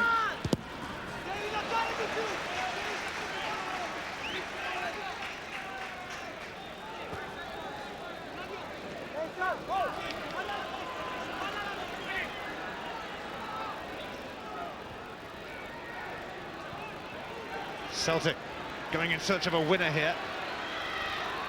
And, Thompson left himself in there. And he's going to be in trouble with John Underhill, Alan Thompson. Sometimes he's a little bit too fierce in those challenges, and he's certainly left his boot in there. Yeah, just followed through there when John Underhill clearly felt he could have pulled the foot back. Again, leading with the studs. Yellow card for Alan Thompson. I think he's handled the game well, John Underhill. Ian, we don't see him handle too many of these Sunday evening games, but I think he's done a good job tonight. He does go on the FIFA list in January.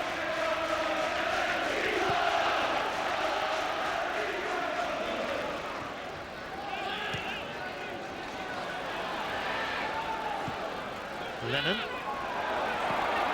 giving Johnson something to chase, and Chris Coyne having to hoist it into the stand. Your man of the match tonight, Davey?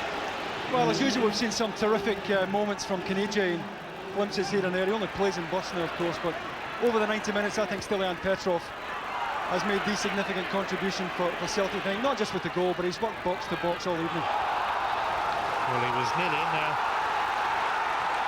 involved in the thick of the action again, but Celtic having to settle for a corner, which Petrov will take. Just 1 minute of added on time then, and we're in it now. Petrov delivers. Oh, it's a horrible ricochet, and Didier Agathe scores his first goal for Celtic and surely wins the match for them. They haven't played that well, they haven't been allowed to, but they can do no wrong at the moment. Well, you can understand Martin O'Neill's joy, but what a sore blow for Dundee, who've given every ounce in this game tonight. It's a good front post corner, I have to say. From there on in, it's ricocheting all over the place, falls perfectly for Agathe at the back post. Just have a look here. Well, is he offside? Is he offside? That's the question. Looking across there, very, very tight one again. He's not complaining though, and he certainly wasn't going to miss from there.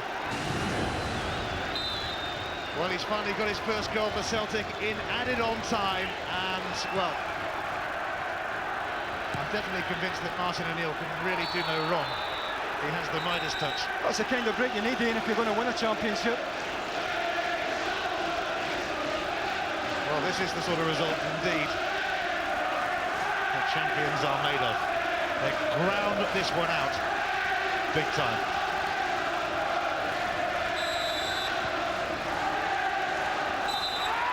And that's how close it was to the end of the game, and Dundee will be distraught.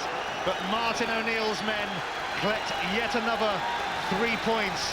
Barely deserved, you have to say, but do you think they're bothered? The Celtic fans, or the Celtic players, or him? Didier Agathe with his first goal for the club, in the right place at the right time after a horrible series of ricochets, which definitely favoured Celtic and did not at all favour Dundee, who really gave it their all, but in the end their all wasn't quite good enough. Celtic taking the lead early on when Lubomir Moravcik pulled it back for Stilian Petrov, but Dundee had by far the better of the first half. And although they had a touch of fortune themselves when Tom Boyd headed into his own net. And Celtic Neil, Celtic left it late there. Did you think you were going to just get a point from that match? I was looking that way, but I thought last 20 minutes, you know, we dominated again and with a few chances, but we had the weather storm from Dundee. You know, got to give them credit. Really raised the game. But I'm delighted with the 3 points. You know, it's a hard place to come here. How did you find your first taste of Scottish football? What did you think of the pace? Well, I knew the pace would be quick, you know, and it, you know, didn't let me down tonight. And I knew it'd be an open game as well. But I thought I played some good stuff. Like, obviously, you know, they're a good side as well. And big transformation here as well. And you know, they had their chances and deserved the goal really at the time. But delighted with the way we came back. Showed a lot of resolution. And this is where you pick up points here. You know, you can win championships. You know what I mean? What did you think of the rest of the Celtic midfield, and in particular, still in here, the man of the match? Stam was brilliant, you know, took his goal superbly, and by 5 minutes later he made a great last-ditch tackle, you know, so his all-round game was tremendous today, but I'm still getting used to the lads, you know. Started with back 3 and then went back 4, but I'm delighted with the way things have gone. 3 points, I can't argue that. Still, yet another great performance for you this season. What has Martin O'Neill done for you as a player? Nothing, he just gave me a chance to play and I try to do my the best. How you see today, the team play really well. We take three points, that is very important for us. Watching the replays of the goal, we were trying to work out if Lubo Moravcik had a chance to see you. Did he see you or did he just play it? I don't know. If he passed me, doesn't mean he see me, but I need to support the two strikers and that's important for me. I score and that's it. What did Neil Lennon add to the team tonight? What did he give the team? He got a big experience. That helped a lot for us. He's a great player. He showed this today, and I think he do very well for Celtic. And Neil, what about the championship now? Do you feel as though you're coming here to win the championship? Well, I don't know about that. It's a long way to go. We're going to try and win the championship, you know, and that's what we're after. Obviously Rangers are still there, you know, breathing down our necks, and our Hibs, you know. Wouldn't write them off because they've made a hell of a charge, and you know, as long as we keep winning games, it's very important, you know, before Christmas now, before the break. And we knew this was a big game for us, and it just, you know, gives us that 7-point edge again. And you did the world today, because I take it you wouldn't have practiced much ahead of this game. A couple of days, you know, just light training really, and I knew it'd be thrown into the Lions Den, but you know, I'm just so delighted. It's a great feeling putting on the shirt for the first time, and support tonight was fantastic. And can you believe that your childhood hero, you said it in the newspapers, Davy Provan, has given the man of the match award to someone else? I know, but he deserved it. He was tremendous on the night. Tremendous. Thank you, Stan. All the best. Well done, mate. Provan's my child. Game as well too. Obviously, I'm absolutely delighted that we've got all 3 points. But Dundee were excellent, absolutely excellent in the game. But we started off very, very brightly, got a goal in front, and we're playing excellently. You know. A lot of nice football. Suddenly we stopped playing. Dundee came into the game, had a number of chances themselves, and I thought at half time we might have been lucky to be going 1-0 in front. I thought second half, playing maybe down the slope a little bit, we might have got a bit of impetus going. It never materialised like that, and we had to make a couple of changes. Lubo had pulled a hamstring, but even so I just thought we might get a bit of momentum up.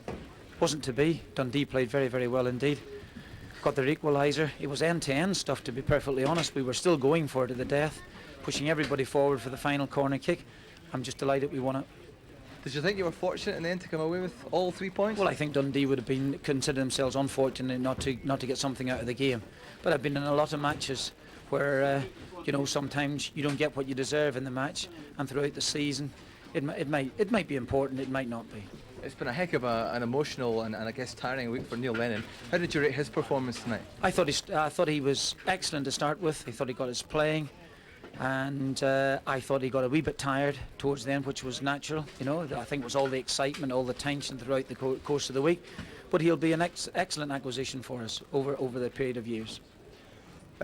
Looking at the Dundee goal, was some ambition as Neil Lennon finally pulled on a Celtic strip for the first time.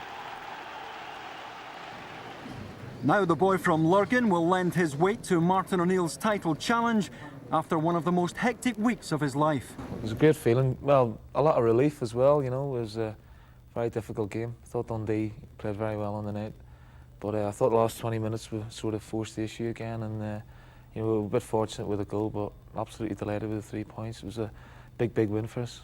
Was it an emotional night for you? I know that your mum and dad were there. We saw pictures of you when you came off the bus. What did they make of it? Well, it's very special for them too. You know, it's you know, I was achieving a lifetime's ambition really, and you know, I was just so pleased that they were there to beat, you know, on the night to see it. And come back to the hotel, and you know, they were just delighted to see me and make sure that everything was all right. Are you starting now to appreciate just what you're letting yourself in for? Because when you arrived at the airport last week, it was a bit of a madhouse, wasn't it? Yeah, I've never seen anything like it. I mean, the manager warned me that I'd be living, you know, in a goldfish bowl, but I've never seen scenes like that before. Particularly, you know, been at a smaller club like Leicester, who, you know, done really well in the Premiership, but to come to a club, you know, on the scale of this size, it's, the support's been phenomenal. But I've been made to feel really welcome here by not just Celtic fans, but Rangers fans as well, would you believe? And really enjoying my time here so far. What was coming here, was that your heart talking? Because a lot of people would say to leave the English Premiership to come up here is not the right decision football-wise. Yeah, that was their opinion. I mean, people in England were you know, trying to talk me out of it, you know, saying that the standard maybe is not as good as it is in England, but I wanted to come here and find out for myself. You Does know. Peter Taylor or teammates or? Well, most people in England, you know, they're probably, I don't know if ignorance is the right word, but they're probably not aware of the sheer size of what Celtic is. How much was the affinity that you have with Martin O'Neill? How much of an influence was that on your decision to come here? Well, I mean, you know, I've made it clear that, well, I've told people now that I wanted to leave in the summer, you know, as soon as Martin got the job and he showed an interest. I mean, you know, I had four and a half great years at Leicester under him, and I just wanted to continue that association with him, really. It was a difficult period, the last 4 or 5 months, but it was just really starting to enjoy my football again at Leicester when this cropped up, so when the chance came again, I didn't want to miss out. If someone had told you when you were freed by Manchester City that you'd be running out at Celtic Park in front of 60,000 this weekend, what would you have said to them? Well, I don't know. I mean, I'm going back 10 years now, Davey, you know, and it's been a fantastic 10 years. But I never stopped believing that, you know, I could do it, you know, and I worked really, really hard. It was a setback, but looking back now, it's probably the best thing ever happened to me. I was able to go to Crewe for 4 or 5 years, whereas some of the lads my age at Man City stayed on, weren't playing first team football, and I was getting a bit of first team experience. I was there for 4 years, and Dario was great for me. You know, he's, you know, you look at the players he's produced over the years, and I'm just one of a list. And then Martin came in for me after that, and I never really looked back since then. Do you think you appreciate it more because it's all happened at the latter part of your career? You do, yeah. I think I appreciate it more now and what I've got because of what I went through in my earlier years, you know, and the graft, and you know, I was out for a year with a back injury as well, so that was really the low point in my career. And did you not think it was over for you at that stage? Was it not career threatening? It was touch and go, yeah. It all depended on how the operation went, and you know, touch wood, it was a complete success, and at a year's rehabilitation, which is a long time for footballers, you know. And you know, it just made me mentally stronger, really. And I look back on those years with a great deal of pride with what I've got now, and you appreciate it more when you. I'm sure I'll appreciate it on Saturday when I'm walking out. Were you worried about that back injury in terms of the X-rays that you had to go through in your medical? Was that at the back of your mind? No, because I've never had a problem with it. I had it done in '91, so I mean that's 9 years now. I've never missed a game with a back problem, like, you know. So when I did the medical and you had sailed through it with the back, it was just the knees and the ankles and the legs. That's what I was worried about. Whatever you achieve here, it's going to be very hard to surpass what you achieved at Leicester, isn't it? I mean, the idea of Leicester winning 2 cup finals, no one would have believed that was possible, would they? Yeah, that was, as I say, it was a great 4 years for a club in their position to come up through the playoffs and then win a trophy in the Premiership that season, finished in the top 10 the last 4 seasons. Went to Wembley 4 times, you know, won the cup twice, been in Europe twice. It was amazing, but you know, this is an even bigger challenge for me now, and at 29, you know, one I'm really looking forward to. And you know, Sunday was a real eye-opener for me, and you know, everyone wants to beat Celtic, and the shoe's on the off foot as far as I'm concerned now. You know, at Leicester, we were the small boys wanting to pit our wits against the big boys. Now the roles were reversed, like, you know, and we were fighting them off. But I mean, it was just my desire to come here and play here, you know, because I know what it means to so many people. I mean, the response back home already, I believe, has been phenomenal, like, you know, and you know, hopefully I'm going to be an example to the kids back home just to show them what can be achieved, really. Are you going to manage to get your hands on enough tickets for the weekend? I don't think so. I'm struggling. Really, if you've got it, let me know, will you? Or if you know where I can get some. There's a boatload coming over, is it? I believe so. The whole family's, you know, they're planning on coming, and I've got some family and friends in Leicester, you know, and they want to come up as well. So I think Park Hill will be bursting. His contract, he brought a £1.2 million legal action against the club, but today both sides reached a settlement at the Court of Session in Edinburgh. Swiss international has passed his medical and will make his debut against Aberdeen tomorrow at Celtic Park. Vega is on loan to Celtic until the end of the season, but O'Neill is hoping to offer him a permanent deal when his contract expires at White Hart Lane in the summer. I know enough about him anyway, and I think he's had a few injury problems in the past. I think. Now the Swiss international could play a part in Celtic's game with Aberdeen tomorrow. As Martin O'Neill was holding his weekly media conference at Celtic Park, Ramon Vega, his latest recruit, was arriving in Glasgow with the full intention of playing for Celtic against Aberdeen this weekend. For me, it's very important to play football. If I can a long time, of course, it would be nice. Have you already agreed personal terms with Celtic? Personal terms already agreed. Now I have to do the medical test, and if everything is okay, I'll be able to play for Celtic. You're ready to play tomorrow if you have to? Oh, absolutely, why not? What do you know about Celtic? A lot. It's a massive club. That's why I'm here. And, I'm very pleased to play for Celtic because it's a massive club. O'Neill has hired Vega until the end of the season at a cost of £500,000, and the loan deal could become permanent if the Celtic manager likes what he sees. I got permission from Tottenham to speak to him the other evening, he and his agents, and that was something that obviously was considered. He's 29 years of age now, and he is free to speak to anybody he wants on the 1st of January, which is the ruling. And if he does well here, then of course, then we would look to make it permanent. London sources have suggested that Spurs were offered Ail Berkovic on loan as part of the deal, but even though the Israeli is out of the picture right now, O'Neill knocked that suggestion down flat. That is not correct, no, absolutely not. He wasn't offered at all on loan. I think there are about 115 agents out there seemingly working on everybody's behalf, or seemingly on people's behalf. No, it's news to me, that. So Berkovic stays for the time being, and Vega might stay. 2 weeks reflects on a stormy time in the role. He's made mistakes, but counts among the successes the fact that the club now pay the going rate in wages to top players, will break their own transfer record, and have plans for a youth academy at an advanced stage. You have never fully explained exactly why you are walking out in Celtic. Here's the opportunity to do exactly that. The nature of Celtic is that all the constituent parts want to make a contribution. The non-exec directors, particularly those that have made substantial investments, want to make a contribution. The supporters associations and every season ticket holder wants to make a contribution. All the people, the 17,500 shareholders, all want to make a contribution. And I think that what you really need in that to manage all of that is a consensus manager who's going to seek consensus from all those parties and move the business forward. Now, unfortunately, being the type of human being I am, that's not a situation that I'm totally comfortable with. I like to, listen, debate, make decisions, and get on with making those decisions. And I don't necessarily think that's in the best interest of Celtic. It certainly doesn't rest well with all the constituents of Celtic. So rather than create an issue over what is a fundamental issue to me, but not necessarily fundamental to Celtic, I think the honest thing to do was to make the contribution I could make, and then move on. There is an irony in all of this, Alan, isn't there? Because you're leaving, you've been quiet when Celtic are going so well, and yet you had to take the flak when things a year ago were going so badly. I genuinely got involved because I believed I could make a difference.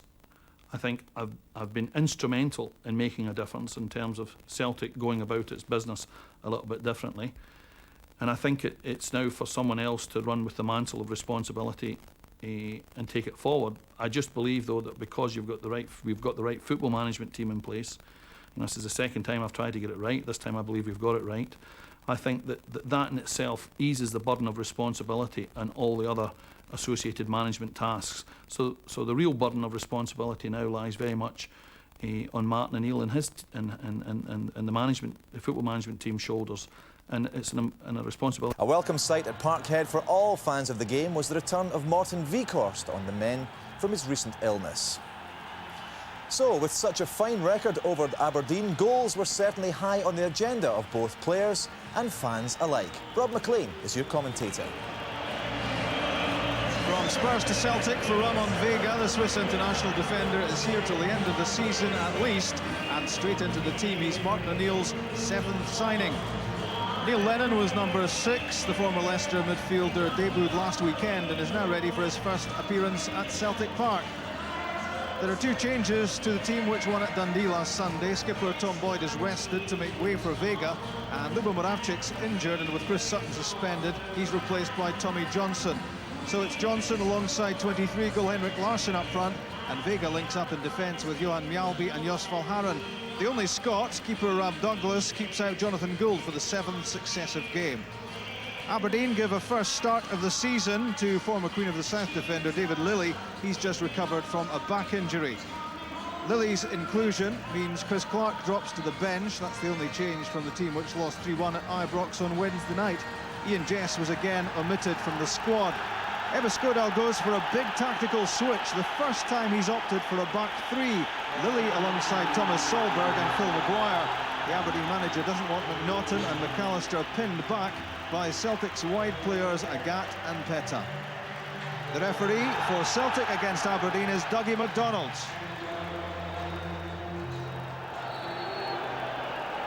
You just can't beat the record of Celtic at home in the Scottish Premier League this season. Played 10, won 10, and they've scored 30 goals in the process. And in 20 games home and away, they've lost just once. That means at the moment a 7-point lead. 5 games left before the winter break. And a real test here of Aberdeen,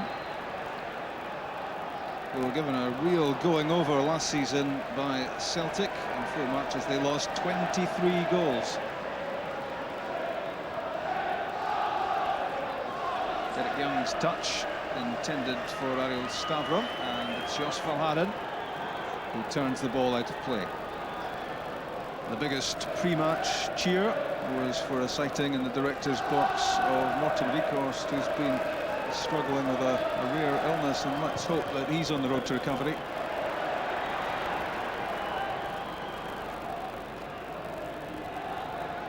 Lennon and Vega exchange passes, the 2 latest signings. Good work from Johnson.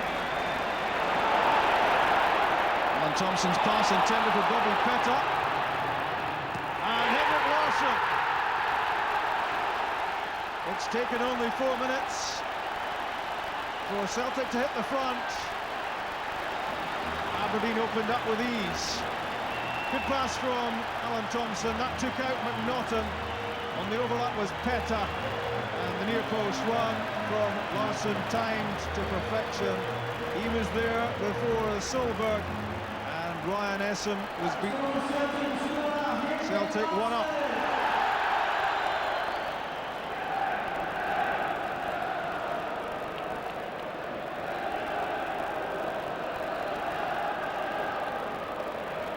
Peta, who played such a big part in the carving out of the opening goal. He's off and running again. Missed by Solberg.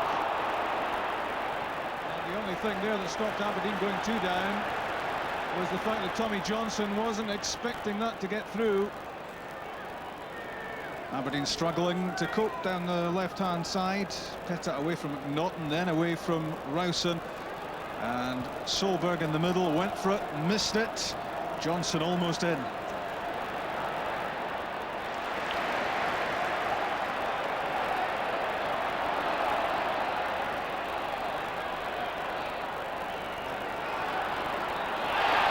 Peta beats McNaughton again. Headed away by McAllister. Aberdeen under real pressure.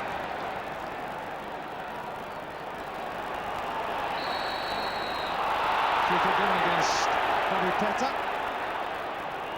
Aberdeen will breathe a huge sigh of relief. A worrying opening to this match for Ebba Skodal, whose side was taken apart by Celtic last season.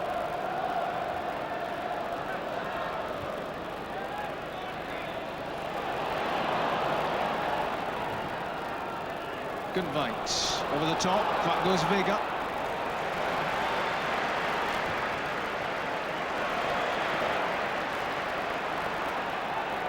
Rowson gets it back from McAllister, but couldn't get a first touch to it.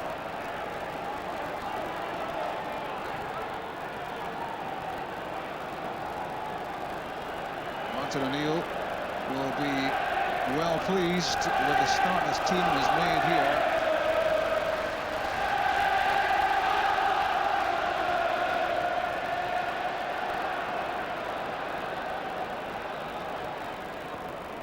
Thompson leaves it to Petta.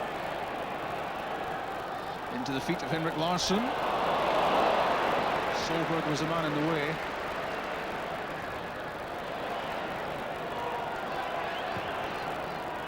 Finally cleared by Maguire. Clumsy challenge from David Rowson. Free kick to Celtic.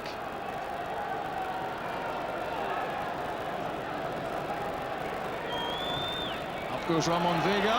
There he is! What a start!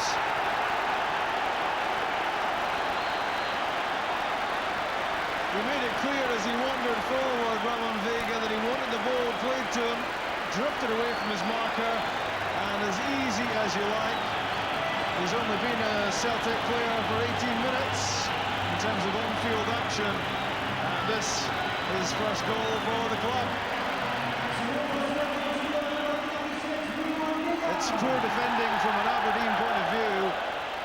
Alan Thompson with the delivery. Good movement from Vega. He got on the wrong side of David Lilley. It's now 2-0.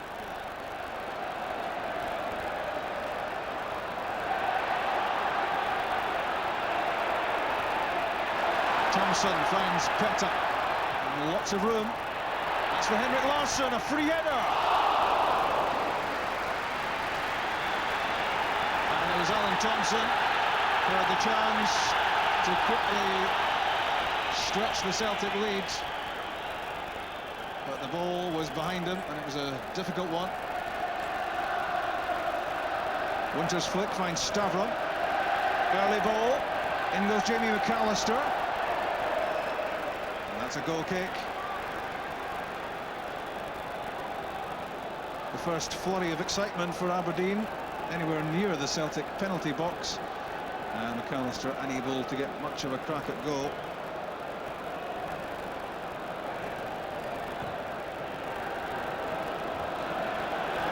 It's a good header from Derek Young, but fails to find a way through.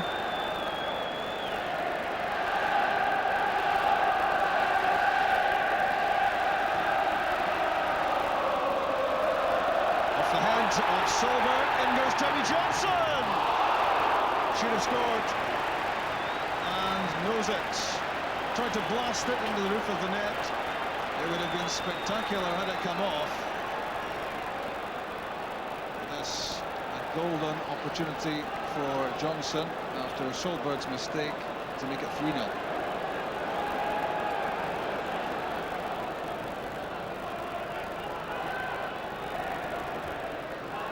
Solberg won that aerial tussle with Larsson. And a foul by Young on Petrov.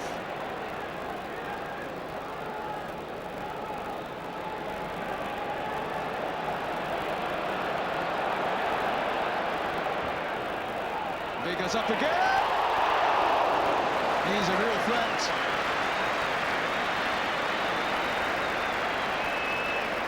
Huge physical presence as Vega, and it's not too difficult for Celtic to pick him out. And that glancing header not too far away.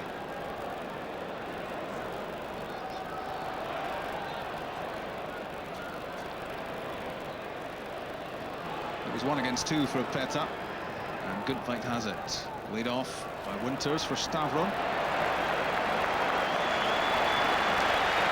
Halted in his tracks by Vega.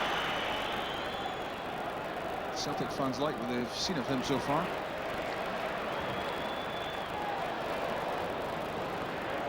Solberg's header. Flicked on by Petrov to Agat. Neil Lennon did well to get that away to Larsson. Petrov and Thompson and Peta. He's away from Kevin McNaughton again, giving the youngster a torrid time. Gathered well by Ryan Essen. But not for the first time in this match. McNaughton staring at the heels of Peta as he disappeared into the distance.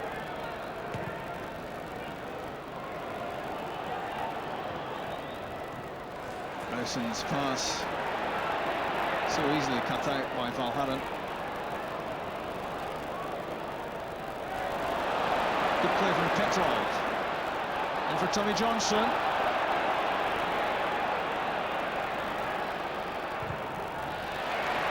David Lilly doing the defending.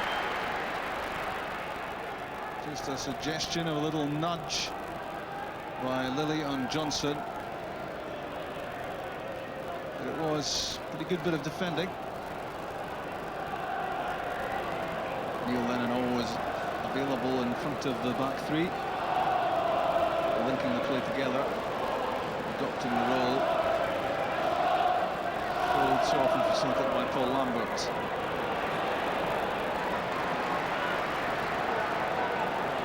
No panic from Lennon in a tight situation, and through from Vega to Larsson. The reverse pass for Tommy Johnson. Good hit and good save from Essen. Good awareness from the Celtic strikers of what each other was doing. Larsson picking out the run of Johnson, and good effort on target.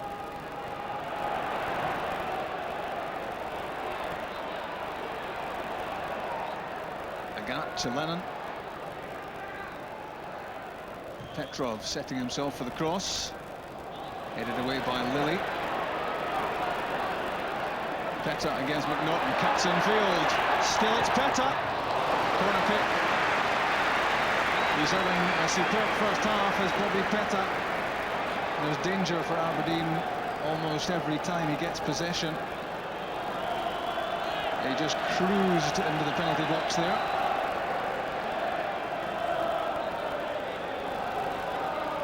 And now Peta across for the short corner with Petrov. All the way through to Henrik Larsson. You were expecting the net to be bulging there with a third Celtic goal. And Henrik Larsson can't quite believe that he didn't stick away his 25th goal of the season. For once, the first touch not good enough. Lovely pass from Vega. Tommy Johnson had strayed marginally offside, but top quality in the pass. And no stoppage time, exactly 45 minutes. And the match has effectively been won already for Celtic.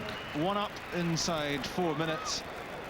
Ramon Vega marked his debut with a goal, and Aberdeen will be relieved that it's only 2-0 at half-time.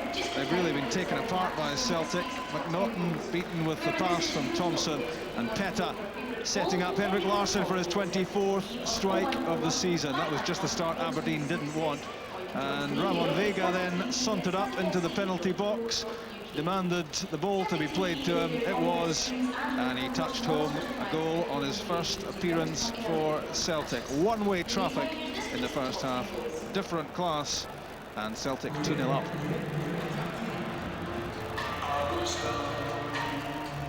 A change for Aberdeen immediately after the interval.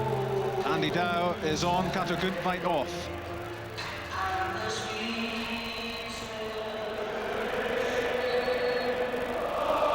Nil 5, 0-7, 0-6 and 1-5 was how the sequence went for Aberdeen against Celtic last season.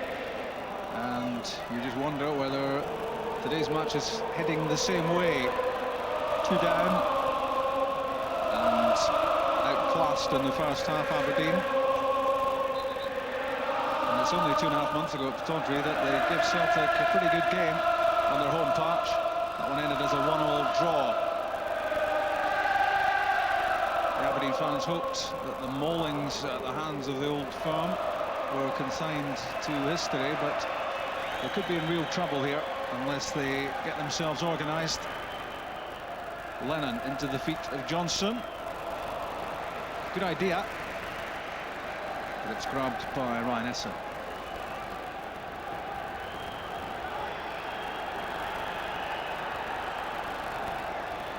Lennon again.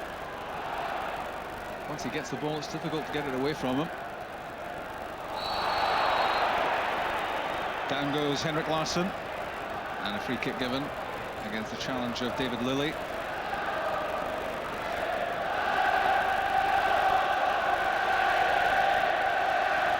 Alan Thompson with the free kick, good delivery, and found the head of Johan Mjalby. I don't think he was fully expecting that to get through. It beat the head of David Rowson, and Mjalby coming in behind. If he could have steered that down, it was number 3.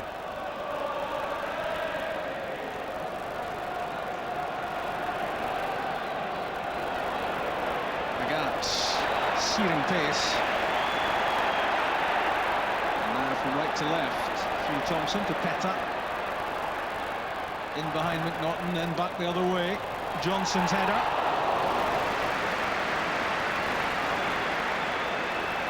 Saved pretty competently by Ryan Essen. Tried to head this across the keeper and in at the far corner, Johnson.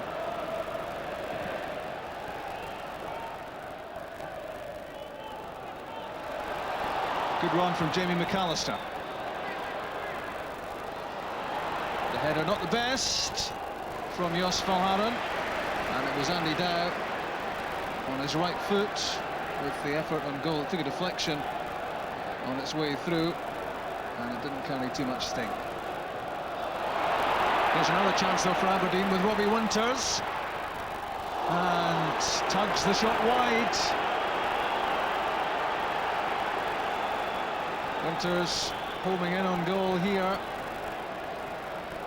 but as Douglas flung himself down, the shot curled on the wrong side of the post.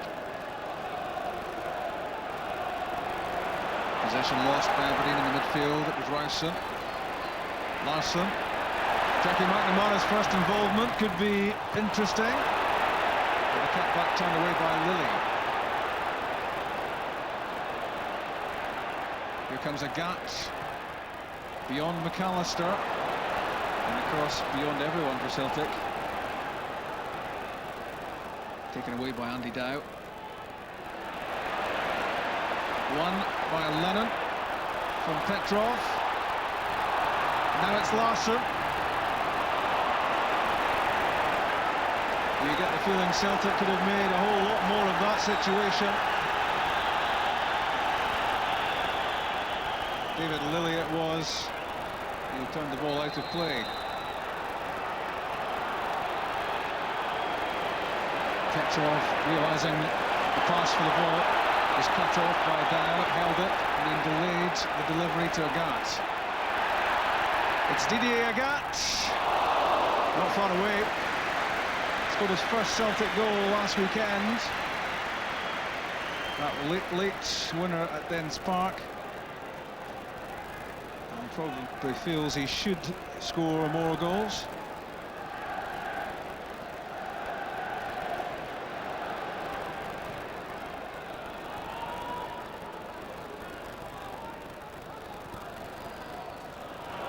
Petrov and Johnson combine. Here's Henrik Larsson. Great block. And the follow-up effort goes wide. Credit there to David Lilly. It was a good stop on the first attempt. It's a tough task on your comeback match to be up against Henrik Larsson. He did well to get in the way of the first effort, but you'd have put a few quid on Henrik Larsson tucking away the rebound effort. It wasn't to be. It stays at 2-0. Larsson having been set up by Johnson. Solberg to Rowson. Iroko for Stavrum. Trying to get there before Mjalby. Does so. But it's Mjalby who's the winner in the end. full steam ahead for Agat. Johnson, Larsson, surely this time.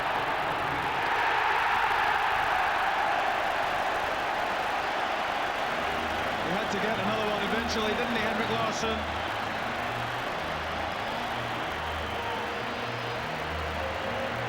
Posing for a team photograph with a little mention on the t-shirt of Johnson as well there. And Larsson makes it 25 goals for the season. His strike rate is phenomenal, although in truth he might well have had 4 or 5 by now here. But that's 3-0 and 14 minutes left.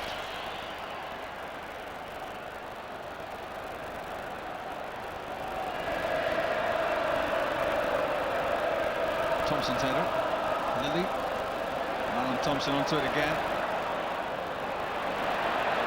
Still has it, Thompson. Petrov trying to work that through for Larsson.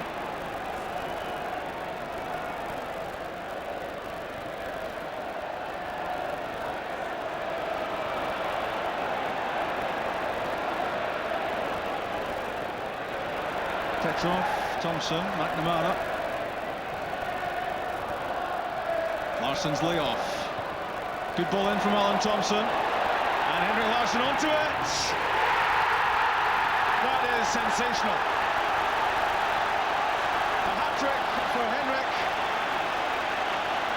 And that was something special. It was Henrik Larsson who started it off with the layoff for Thompson. Then he was off and running right around the Aberdeen defence. And what a blistering finish that is, with his right foot on the volley right into the top corner. And Ryan Essen could only look on here in admiration because he had little chance of getting close to it. It's a wonderful finish from Henrik Larsson. 3 for him and 4 for Celtic.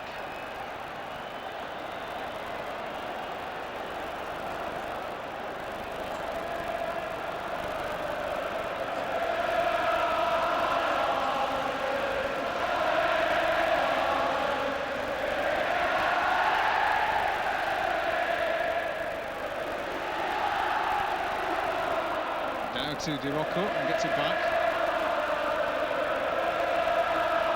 Good challenge there to win it for Celtic from Alan Thompson. Lennon to the speedy Agat. Got the break of the ball there against Maguire. Now heading for the byline. Corner kick.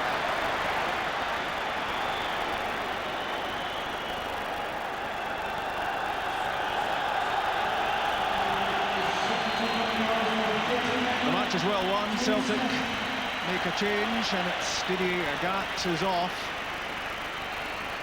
And another chance for Jamie Smith, the 20-year-old, to show what he can do.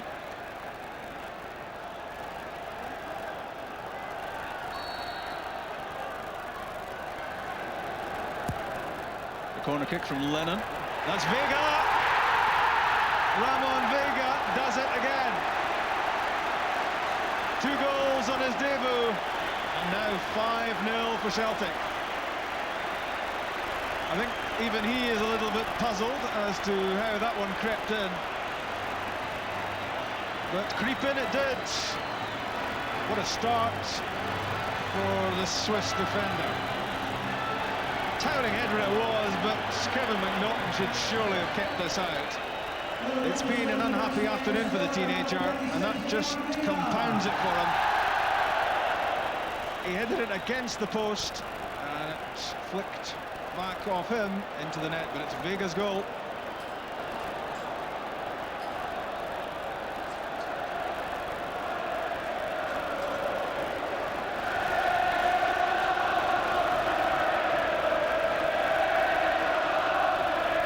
Stavron, and that was a difficult moment for Rob Douglas. The only difficulty for him so far has probably been keeping awake. He's had so little to do, but that was teasing, just under the crossbar.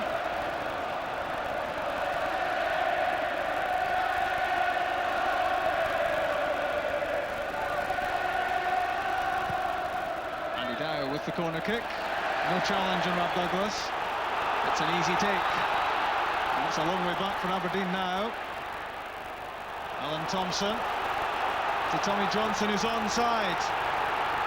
A real chance to make it 6. It's Johnson. And it's a glaring miss from Thompson.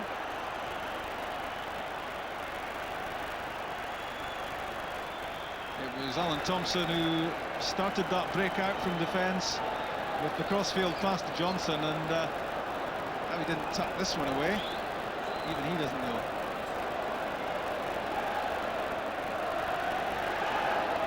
Young to Belabed, first time from Stavron.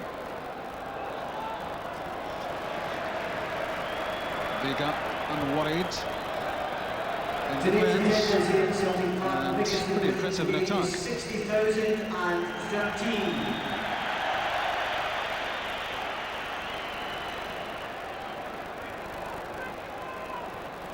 Jimmy Smith having a go at Kevin McNaughton, and he was obstructed, says the ref.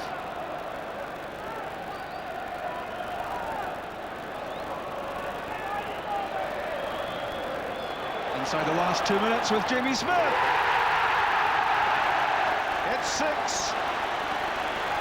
And a second goal of the season for youngster Jamie Smith. Aberdeen in all sorts of disarray at this stage, and caught out badly here. Great idea, great run from Smith. Quick thinking from Celtic. The opposite could be said of Aberdeen, and Essen horribly exposed, and Smith scores for Celtic 6-0. Rowson loses possession to Thompson.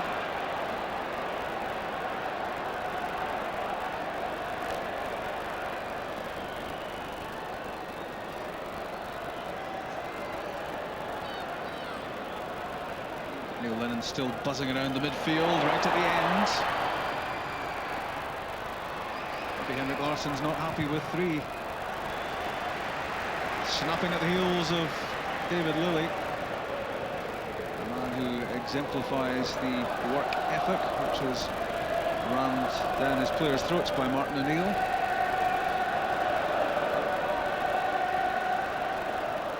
A minute of stoppage time is played.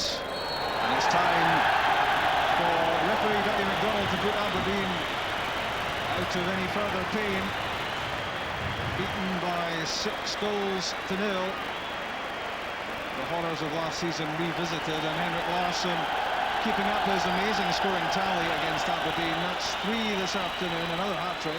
And that for him is 17 in 12 games against Aberdeen. And what a first appearance in the hoops of Celtic for Ramon Vega. A polished performance at the back and 2 goals.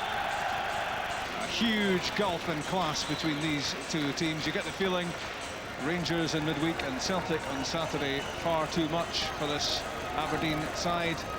Ripped apart by 6-0. I really enjoyed, to be honest. I really thank the whole fans, because the reception I had here is beautiful. That gives me absolute confidence straight away, you know, because I was new here. I didn't even knew hardly who I'm playing, you know, because I didn't know the name. So, but it was absolutely fantastic, the fans, the reception, and I hope every whole game is like this, because it's beautiful to play in front of them, and I would like to give them everything back what I can. We settled in very nicely indeed. We just arrived yesterday, obviously. Hadn't a chance to train with the boys yesterday morning, and but he met up with him last night, stayed overnight, and just very, very pleased for him. You know, he thought started off we were a wee bit tentative for a few minutes, but when he got to the pace of the game, wasn't a problem. Something in the game that was slaughtering him, and I feel happy for the lad that he's... Him registered as a signed player by Saturday morning, and he went straight into the side that faced Aberdeen for a debut he won't forget in a hurry.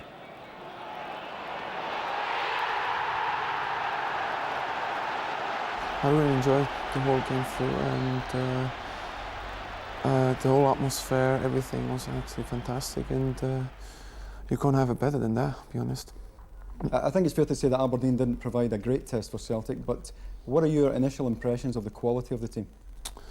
Yeah, we got some good quality in the team, of course, because I saw it after 20 minutes we're already 2-0 up. Makes it much easier to play the game, our game, you know. And after that, the following goals much more easy. Aberdeen was completely.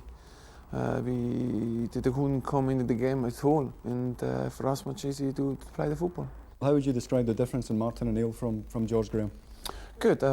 Only about 24 hours now here at the club, and I played one game under Martin O'Neill. I can't really say a big thing about Martin O'Neill. I only know from outside what he done at Leicester City, now at Celtic, the last few months, you know.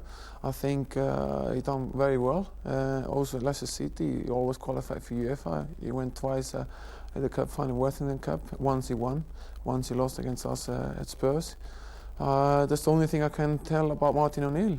Are you in Scotland to put yourself in the shop window, or are you here to win a permanent deal with Celtic? Good. At the moment, it's a fantastic opportunity for me to play first team football, and Martin O'Neill gives me that, and that's why I've done this decision to come up here. And the other thing is, of course, I can play for a big team like Celtic, you know, and that for me is a fantastic opportunity. I took that, and on Saturday straight away, I think for me it couldn't go better than that, you know, and I hope I can continue like that. It's definitely not going to be easy like on Saturday, I know that for sure, but I hope we can go that way. When would you hope that Martin O'Neill might give you an indication as to whether he wants to keep you beyond the summer?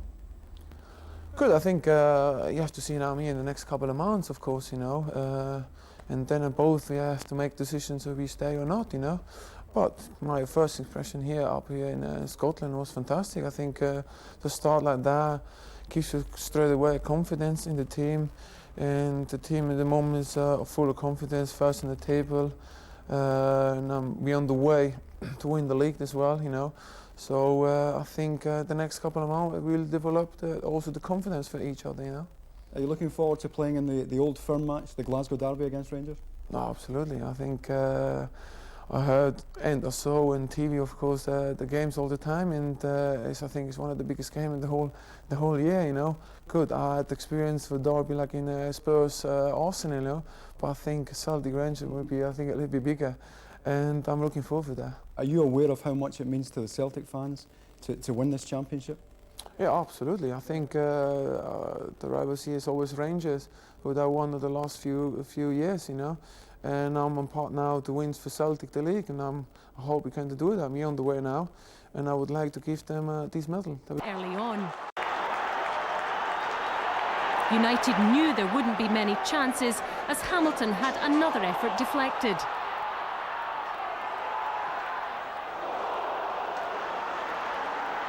But Celtic soon settled, and the opening goal came from the penalty spot. Hasni Al-Jofri was adjudged to have brought down Larsson in the box.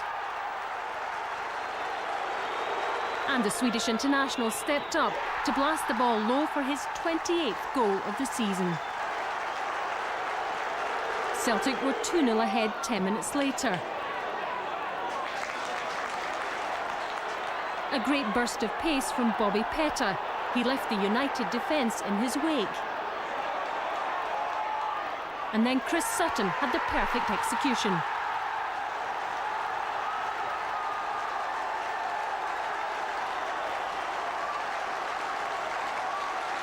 It was great work though from Bobby Petta to set up the £6 million striker to side foot at home. Celtic very much in control. No sign of any Christmas spirit, and shortly before half-time Celtic went 3-0 up. Sutton headed home Neil Lennon's free kick. And Chris Sutton showing that he's back to full fitness with his second of the game.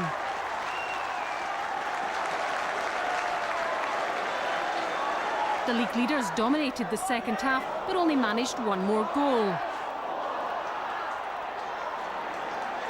Didier Agat with a hard, low cross.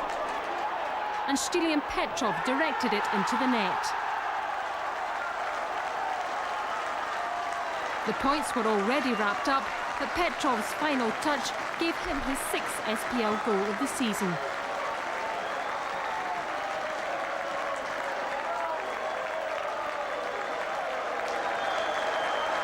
So a happy Boxing Day for the Celtic manager and for the fans. 19 wins now in 23 SPL outings. The two matches against St Mirren and the game against Dundee United here today were always in the back of my mind. Difficult matches, especially the way Dundee United played against Rangers, and to come here today and win anyway, whether we scrambled home or not, would have been delightful. Silence was observed at Ibrox and before every match in Scotland today.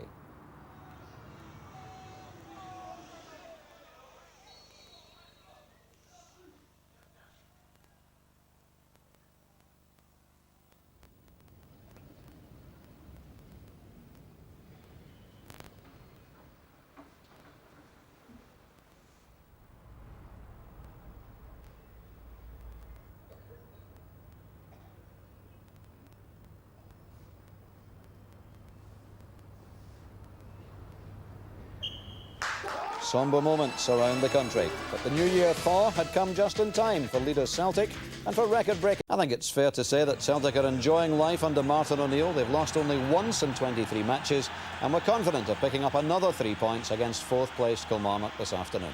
Commentator, Rob McLean. It's the same Celtic team as won 4-0 at Tannadice on Boxing Day. Alan Thompson's free of suspension and Lubo Moravcic's fit, but Martin O'Neill starts with both on the bench and club captain Tom Boyd's there too. So Jackie McNamara keeps his place in the central midfield area alongside Neil Lennon and Stilian Petrov. Up front, Henrik Larsson is 2 goals away from hitting the 30 mark. Stand-in skipper with Boyd on the bench is Johan Mjalby, who feared for his future here at the start of the season, but how things have turned around.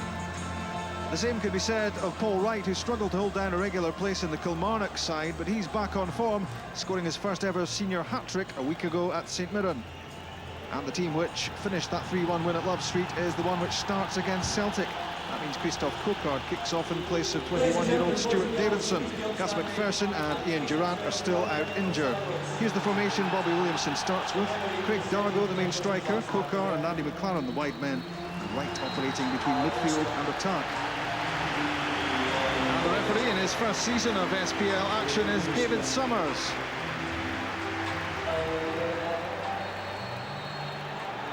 Kilmarnock kick-off. Dreaming of an old firm double. They won at Ibrox in some style, it has to be said as well. Just a couple of months ago, 3-0 against the reigning champions. But in 2 attempts against Celtic this season, they've gone down twice. Martin O'Neill determined to head into 2001 by keeping up Celtic's impressive run in the SPL. They've lost only once in 23 so far. Valhallen's throw.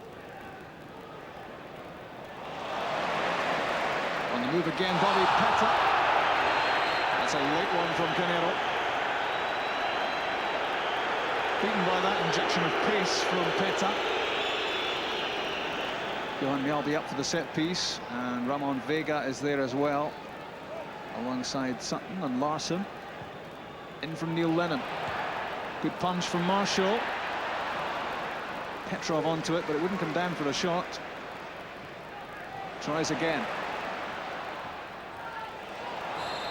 Vega had stayed upfield, but he was offside. Up in the stand, looking the picture of calm. Not for long, is Bobby Williamson.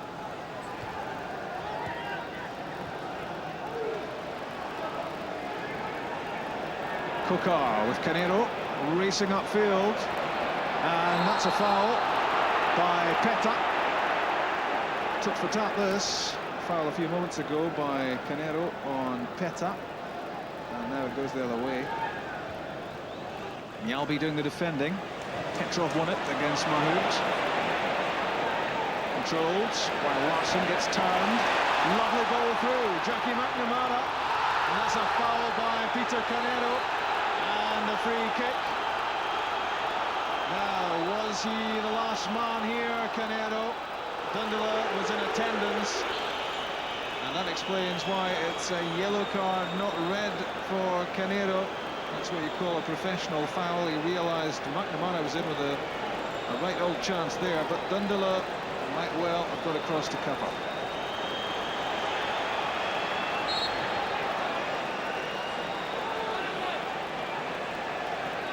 So this must be the best chance of the match for Celtic so far. And Henrik Larsson's effort slips wide. Tried to place this and curl it in at the base of the post.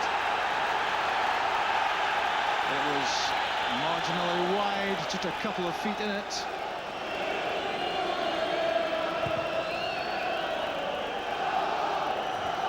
Well up was Stilian Petrov to win the header.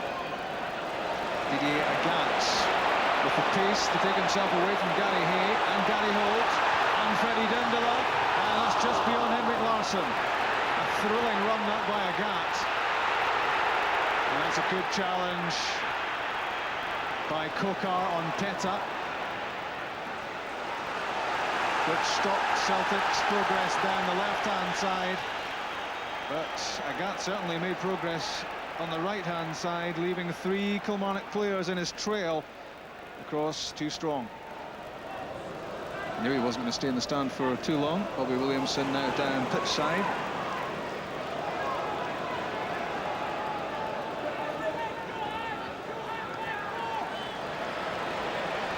Peta can't shake off Peter Canero. He lashed out the Bobby Peta.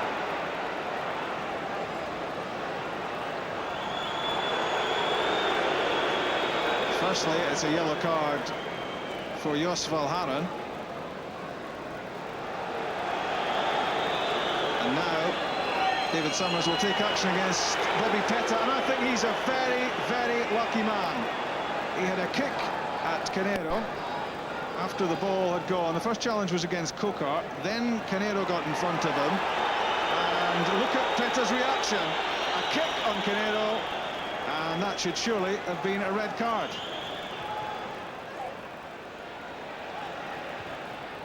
Chipped in by Lennon, laid off by Sutton for Larsson. Peta wants a good delivery. Dindala's header away.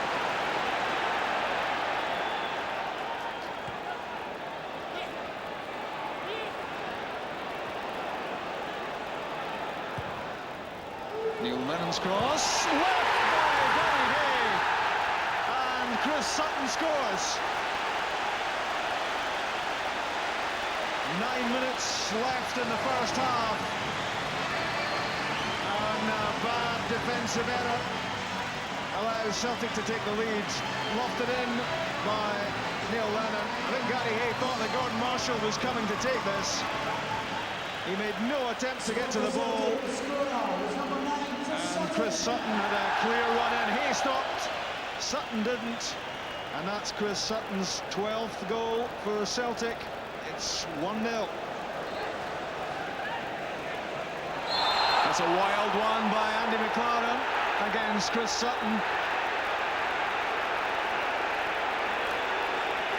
And I would say Andy McLaren is a bit fortunate to escape here with that kick at Chris Sutton.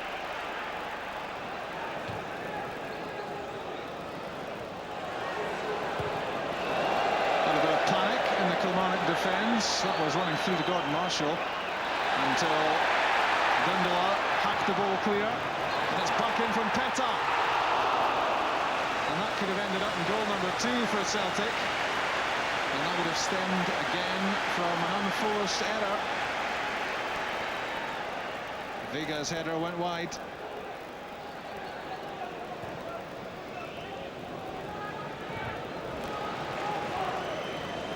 Chested down by Larsson for Peta.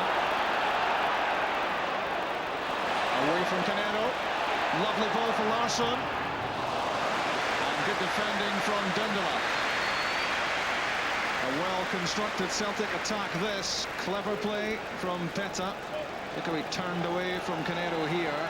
And then the pass delivered to the outside of the left foot. And Dindala in the way of the cutback.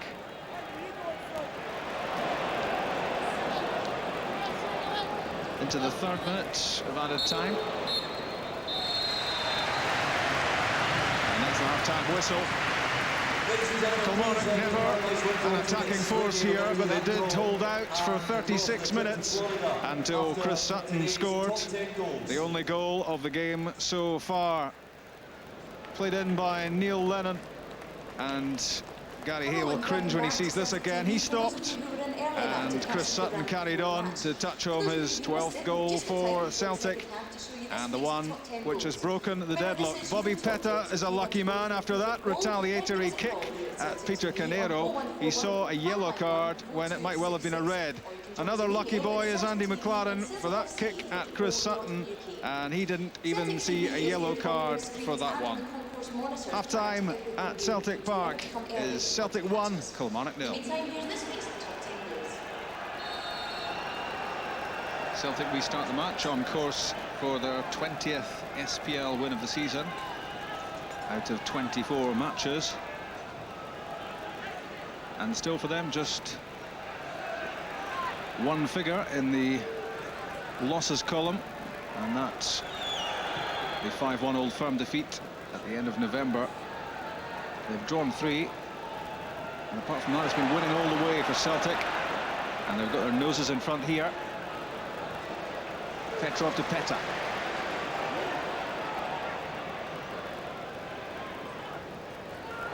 Stilian Petrov lines up the shot. It's a good one. Spilled by Marshall. And he had the presence of mind to realise he wasn't going to catch that.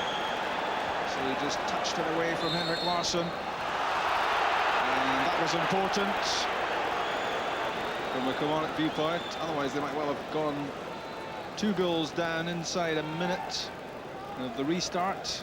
That was the little touch of the right hand which deflected it away from Henrik Larsson.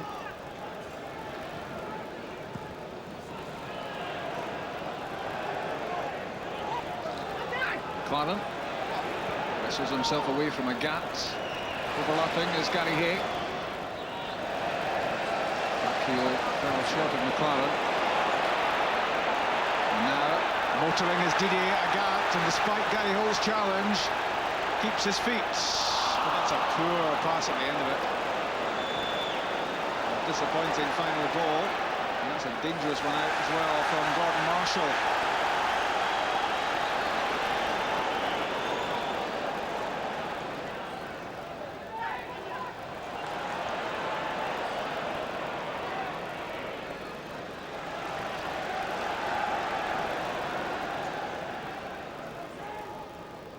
Flicked on by Larsson for Sutton, a neat back heel. Down goes Petrov. And Henrik Larsson scores number 2. As the debates were going on about whether that was or wasn't a penalty, Henrik Larsson was untroubled as he tucked the ball away for his 29th goal of the season. Good link up here. It was Gary Holt's challenge on Stilian Petrov, but it matters nothing now because Henrik Larsson has struck yet again. There was grappling going on in the box. That looked like a dive from Petrov to try to win a penalty against Gary Holt, but as the ball ran free, first to react was Henrik Larsson. 2-0. In from Gary Hay, away by Vega.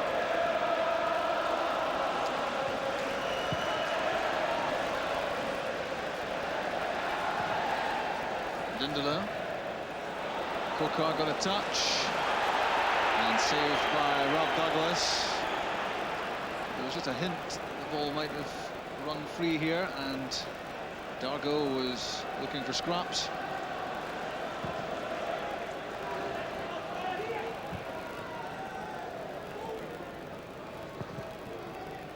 Long ball from Mjällby. Stretching out was Larsson, and here's Chris Sutton. A chance to make it number 3. Well, that's got to go down as poor defending by Kilmarnock. Chris Sutton unchallenged to score his 2nd of the game. His 13th goal for Celtic. The long ball from Mjällby shouldn't have been a huge problem for Kilmarnock, but into a gaping hole in the defence went Chris Sutton. And round Gordon Marshall to tuck the ball away. 17 minutes into the second half, and Celtic 3 goals in front. He's angled ball into the penalty box, easily fielded by Douglas. Out to Petta.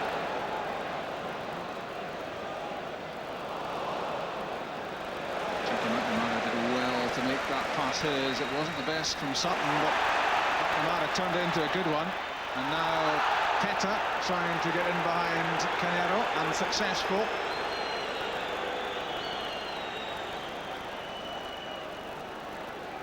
Not an awful lot in that, I don't think.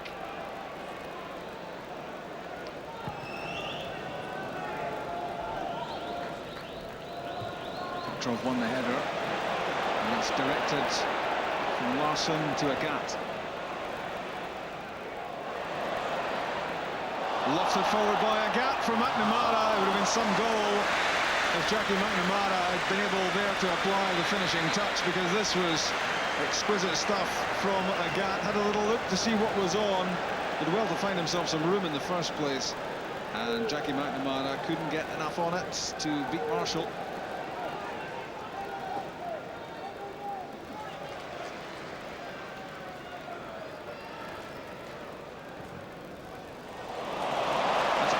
Pass with the outside of the right foot from Johan Mjalby, and here's Henrik Larsson to score his second goal.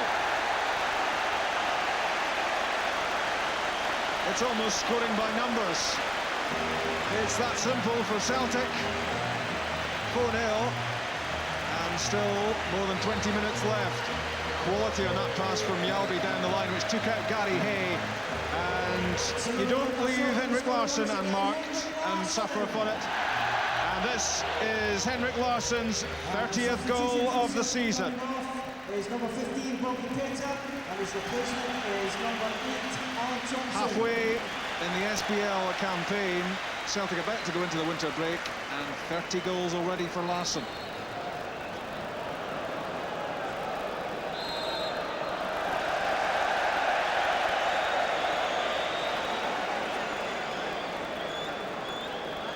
Given against that challenge by McGowan on Sutton. Neil Lennon with the free kick. Out comes Gordon Marshall. He's lost it.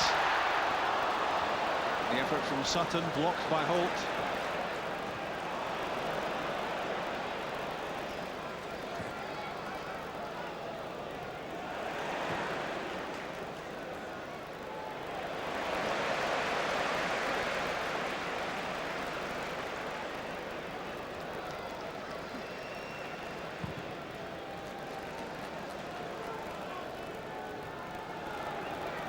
He won the header, but it drops at the feet of Petrov. Relieved of possession by Gary Holt. And a foul by Jackie McNamara. Despite his protest, he did get a touch on the ball there, to be fair, McNamara.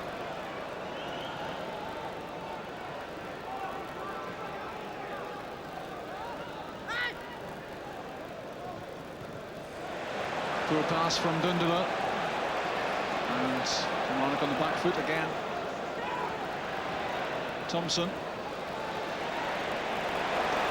gets it back from Larsson, and Henrik Larsson in for his hat-trick. A hat-trick for Henrik, and 5-0 for Celtic. Well, give us a smile, Martin. He's got to be happy with that. And the misery continues for Kilmarnock. And it could get worse for them. They've lost 5 goals already. Thompson and Larsson combined, and there was never much doubt as Larsson went through on Gordon Marshall that he was squeezed this in. 3 for Larsson, 2 for Sutton, 5 for Celtic, and Kilmarnock in big bother.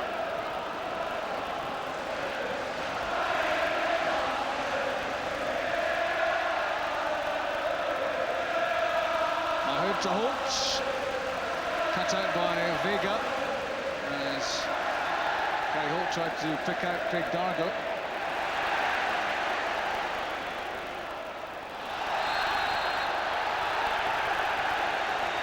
Against Andy McLaren's challenge on Didier Agat,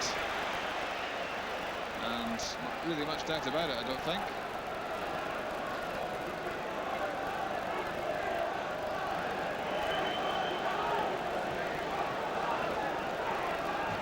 Canero's first touch. Sure, a bit of a ball there to Jamie Smith. Here he is again.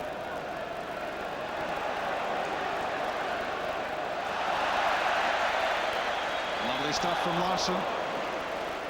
Good challenge from Dundala. But Kilmarnock in trouble again. Sutton for Moravcik. Saved this time by Gordon Marshall. Could so easily have been 6.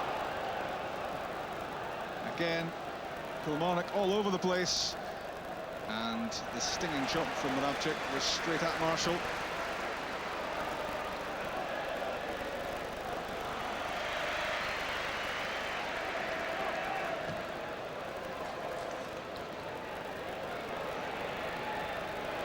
Doing the defending, did it very well, and he's off again. The pass though to Moravcik, intercepted.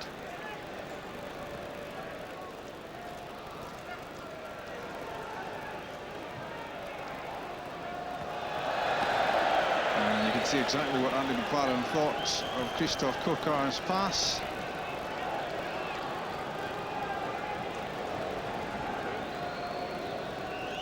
Gats to Moravcik.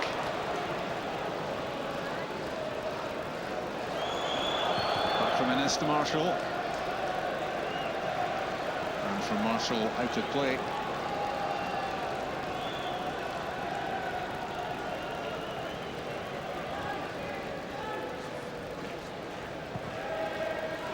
Nelby to Sutton. Chested down for Moravcik. That was aimed at Larsson. Gown was in the way. Won back by Chris Sutton. Neil Lennon. Good ball from Larsson to Moravcik. Driven in low at the near post. Here's Henrik Larsson. Could it be number 4 for Larsson? It could.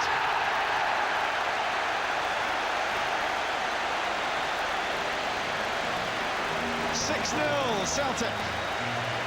Unstoppable.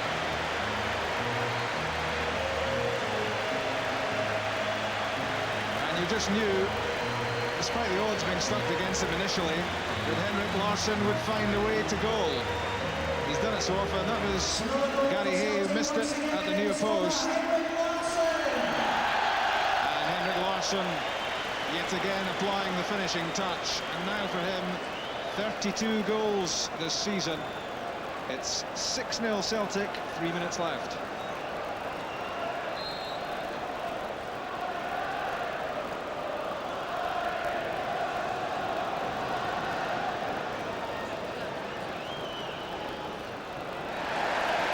Beaten by Agat.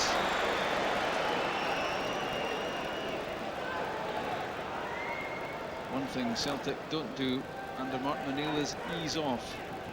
I don't think those words exist in his vocabulary.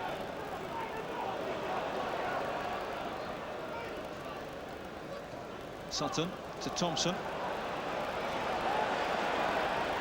And Henrik Larsson offside. Well, somebody had to spoil his fun.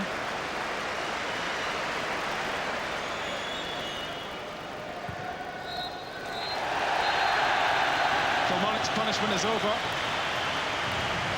And Celtic kick-start their way into 2001 with a 6-0 victory over Kilmarnock. And it was as convincing as it sounds. 4 goals for Henrik Larsson. 32 for the season so far, and 2 goals for Chris Sutton.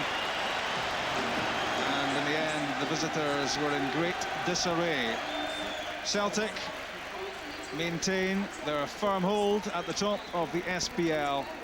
Who can stop them? Final score here, Celtic 6, Kilmarnock 0. Martin, a happy new year, and it will continue to be so if Celtic play like that. Played terrifically today, absolutely brilliant, and I can ask for no more. They were absolutely excellent. Bobby, not a good start. No, that's obviously pleasing, but I never look at that. I mean, for me, it's one thing that's important. That's the team is winning and playing well. I mean, doing that at the moment, and that makes me. I mean, if you look at the service I get today, and you always, if you get such great service, you're always bound to put 1 or 2 away. And Celtic at the moment have strengths all around the pitch, which makes it difficult to play against Celtic. No, I think we play solid as a unit, and I think that's very important. Everybody is performing really well, and that's what you need on every game. Into the winter break now, Martin. Feeling confident that Celtic are on course for the title? Well, I mean, I just asked the question in an earlier interview whether we want the break now to come. I suppose with a performance like that and result like that, you probably tend to think, well, it's going to be 4 or 5 weeks now before we play again. But that's up to us to be absolutely right when the break or when we recommence from the break. I still feel that we can improve as a side. Certainly, first half we struggled a little bit because they started to stall well, but second half, we played very well. That's Henrik Larsson, past 100 goals for Celtic. What is he like to play up alongside? No, he's struggling. No, it's phenomenal. He can score all sorts of different goals, but he's also, as you see today, he's also very unselfish, and it's a pleasure to play with. Defensively, this is bad. Had to come back from 2-0 down to finally claim victory just before full-time. Around 5,000 Celtic fans travelled to Carrow Road to see their side's final preparations before the restart of the Scottish season. But First Division Norwich were not intimidated by the stature of their visitors and took the lead halfway through the first half. Ramon Vega, the defender caught sleeping, Adrian Coote on the score sheet. Into the second half and changed lineups for both sides. But Norwich had no change in their ability to profit from Celtic mistakes and doubled their lead through this 12-yard shot from Paul McVeigh in the 56th minute. But at last, just before the hour mark, a surprise to everyone, including the cameraman. But it was Henrik Larsson with the right-footed drive into the top corner of the net, and Celtic were back in the game. But there was soon concern in their ranks as Alan Thompson collided with Norwich defender Brian McGovern.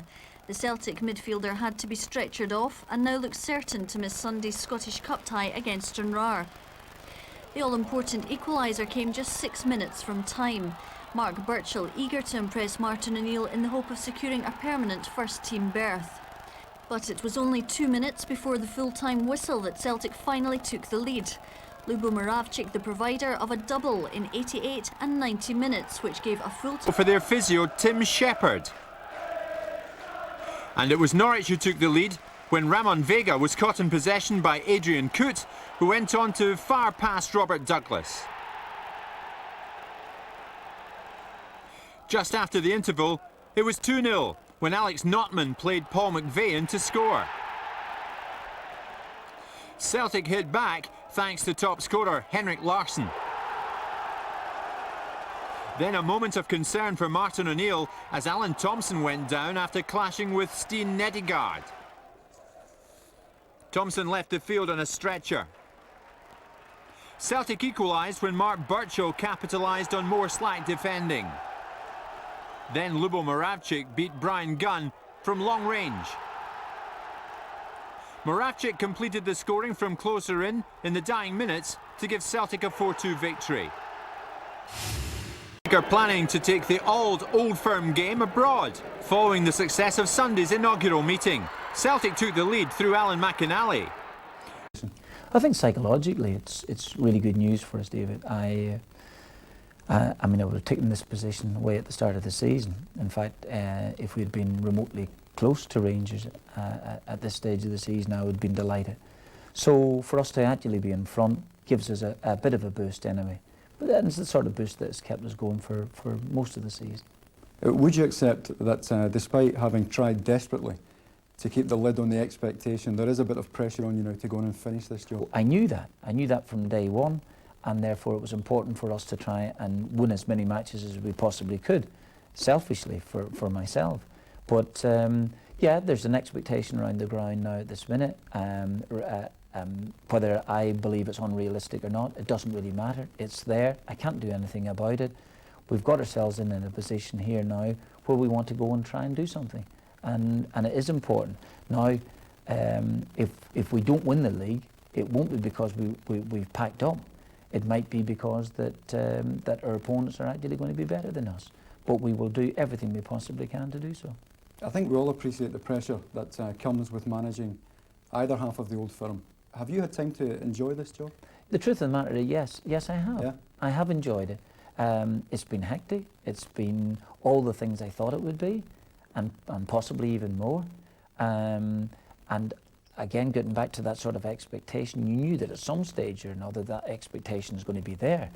And with all that there, that will bring its own sorts of problems in inverted commas as much as anything else. But it's what I knew. It's what I wanted to do. And I wouldn't have changed it for the world. And if it still goes hopelessly wrong for me, it's an experience that I would never have changed. What has the highlight been for you so far? Right. I don't think that there's been one particular highlight. People might, and you might turn around and say to me, well, surely it must be beating Rangers in a game. But because it happened so early on in the season, and because it's been so long a season as well too, I've almost forgotten about it.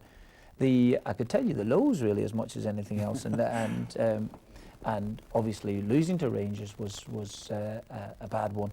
But I think that the match against Bordeaux, given the circumstances, was a disappointment, because I thought we'd played splendidly in both matches. I thought, regardless of what people wanted to tell me after the game, I thought we played brilliantly in the match here, and we lost the game when I thought a very decent side were never really in it. I suppose deep down the only consolation I got from losing that night was that I didn't believe. I didn't believe then, and may not actually be totally sure yet, that we had a big enough squad to continue in European football into the next bit. And domestic football is very, very important for me, and I think important for all Celtic supporters. Is that the way you still feel that, and the chances are that Celtic will be involved in the Champions Cup next season, do you still feel there's a fair bit of reshaping to be done yet? Oh, I think there's definitely work to be done, and any manager who says, well, he just has the magic wand and will change it overnight, I don't think that we were ever in that position. The good news about it is that I think that we all feel within the dressing room is that we're